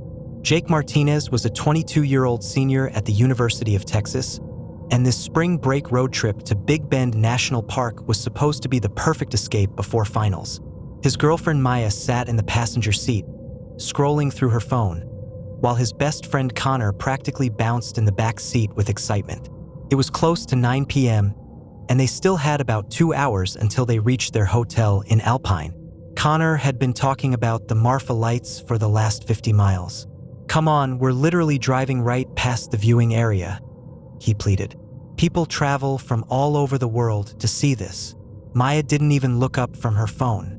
To see car headlights reflecting off the highway? Hard pass. But Jake, always the mediator, suggested they stop for just 15 minutes. It would stretch their legs, and honestly, the desert night sky out here was supposed to be incredible. They pulled into the Marfa Lights viewing area at 9:47 p.m. Jake remembered the exact time because Maya made a point of announcing it, saying they'd better be back on the road by 10:02. The viewing platform was empty, just a metal railing and an information placard explaining the phenomenon. The temperature had dropped fast after sunset, and Maya wrapped her hoodie tighter around herself as they walked up to the railing. For the first few minutes, there was nothing, just darkness stretching out toward the Chenati Mountains, and the kind of silence that only exists in remote places. Connor was starting to look disappointed when Maya suddenly grabbed Jake's arm. "Wait, what's that?" About 2 miles out, maybe 3, a small light had appeared. It glowed with a yellowish-white color, hovering maybe 20 feet off the ground. Then another appeared next to it. Then 2 more. "See? I told you." Connor was grinning now, pulling out his phone to record. The lights began to move, drifting slowly from left to right, sometimes splitting apart, sometimes merging together. Jake had to admit it was strange. They didn't move like car headlights or flashlights. There was something almost organic about the way they floated across the desert floor.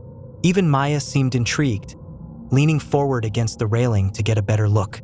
They watched for about 10 minutes, and Jake was just about to suggest heading back to the car when something changed. One of the lights, the brightest one, stopped moving. It hung there in the darkness for a moment, pulsing slightly. Then it began moving again, but this time it was moving toward them. Is it supposed to do that? Maya's voice had lost its skeptical edge. Connor lowered his phone. I don't think so. The light was definitely getting closer and brighter. What had been a distant glow was now the size of a basketball, and they could see it bobbing slightly as it approached, like something floating on water. Then the other lights started moving too, all of them converging, all of them heading directly toward the viewing platform. Okay, this is weird, Jake said. Though weird didn't quite cover the feeling spreading through his chest. Felt wrong, primal, like watching a predator lock eyes with you. We should go, Maya said, and this time no one argued. They turned and walked quickly back toward Jake's Honda CR-V, parked alone in the gravel lot. Jake fumbled with his keys, his hands suddenly shaky. Behind them, the lights were still coming. He could see them reflected in the car windows now, growing larger. Connor pulled the back door handle. It didn't open. Jake, unlock it. I'm trying. Jake pressed the unlock button on his key fob. Nothing happened. He pressed it again. Again. The car didn't respond. Maya tried her door manually. Locked. What the hell? Jake's voice cracked slightly. He tried to manually unlock the door with the key itself, but his hands were shaking too badly. That's when the lights reached the parking lot. There were at least a dozen of them now, each one the size of a beach ball, glowing with that same yellowish light. But up close, Jake could see something he wished he hadn't. The light wasn't solid. It was translucent, and inside each one, moving within the glow, were shadows. Human-shaped shadows. The lights began to circle the car, slowly, deliberately. The temperature dropped even further. Jake could see his breath now, white clouds in the darkness. Get in the car. Get in the car. Maya was yanking on the door handle, panic rising in her voice. Connor had backed up against the vehicle, his eyes wide. The lights were only 15 feet away now, and Jake could hear something. A low humming sound, almost like voices, but not quite. It made his teeth ache. He jammed the key into the driver's door lock and turned it. This time it worked. The lock popped up. They scrambled into the car, Connor diving into the back seat, Maya and Jake throwing themselves into the front. Jake locked the doors immediately and shoved the key into the ignition. The lights were right outside now, pressing against the windows. The humming was louder, vibrating through the car's frame. Jake turned the key. The engine turned over once, twice, then died. No, no, no, come on. He tried again. Nothing. The dashboard lights flickered and went dark. Maya's phone screen went black. Connor's too. The lights were surrounding them completely now, and Jake could see the shadows inside them more clearly. They had human shapes, heads, torsos, arms, but they moved wrong, their limbs bending at angles that shouldn't be possible. One of the lights pressed directly against Jake's window, and for just a moment, he saw what was inside. A face, gray and gaunt and eyeless, its mouth open in a silent scream. Maya grabbed his hand, squeezing so hard it hurt. They sat there in the darkness for what felt like an eternity but was probably only 2 or 3 minutes. The lights continued to circle. The humming continued to vibrate through their bones. Then, as suddenly as they'd arrived, the lights began to move away. They drifted back across the parking lot, back toward the desert, spreading out again. Within seconds, they were distant glows once more, harmless-looking orbs dancing in the darkness. Jake tried the ignition again. This time, the engine roared to life. The dashboard lights came back on. Maya's phone screen lit up, showing 10:23 p.m. They'd been in the parking lot for over 30 minutes, though it had felt like both an instant and an eternity. Jake didn't wait. He threw the car into reverse, spun around in the gravel lot, and gunned it back toward the highway. None of them spoke for the first 5 miles. Finally, Maya broke the silence. What the hell was that? Her voice was shaking. I don't know, Jake said, though he had some ideas he didn't want to voice. Connor was leaning forward between the seats, looking out the rear window. Guys? His voice was tight. What? Jake glanced in the rearview mirror. His stomach dropped. One of the lights was following them. It was about half a mile back, but it was keeping pace, hovering above the highway at exactly their speed. Jake pressed the accelerator harder. 70 miles per hour. 80. The light stayed the same distance behind them. Maya was twisted around in her seat now, watching it. It's not getting closer, but it's not falling back either. They drove like that for 50 miles, the light trailing them like a faithful dog. Jake's knuckles were white on the steering wheel. Every few minutes, he'd speed up or slow down, testing it. The light always matched their speed exactly. Somewhere past Alpine, as they were climbing into the Davis Mountains, the light finally began to fall back. At first, Jake thought he was imagining it, but no, it was definitely getting smaller, dimmer. By the time they reached Fort Davis, it was gone completely. Jake finally allowed himself to breathe. They didn't stop driving until they reached their hotel in Marathon at 12:47 a.m. They'd been on the road for nearly 3 hours when it should have taken 90 minutes. That night, none of them slept well. Jake kept seeing that face pressed against his window. Maya kept checking her phone, which had glitched out and lost all photos from the entire day, including everything Connor had recorded of the lights. Connor spent 2 hours researching the Marfa Lights online, finding dozens of stories similar to theirs. Stories of lights that followed people. Stories of cars that wouldn't start. Stories of shapes moving inside the glows. The next morning, they cut their trip short and drove back to Austin. They didn't take Highway 67. They took the long way around, adding 4 hours to their drive. None of them ever talked about stopping to see the Marfa Lights again. But sometimes, on clear nights, Jake swears he can see a faint glow in the distance. Even in Austin, even in his apartment. Maya still won't drive at night if she can help it. And Connor? He took down all the paranormal investigation posters from his room. Because they learned something that night in West Texas, something that the scientists and the tourists don't understand. The Marfa Lights aren't just lights. They're not reflections or atmospheric phenomena. They're something else.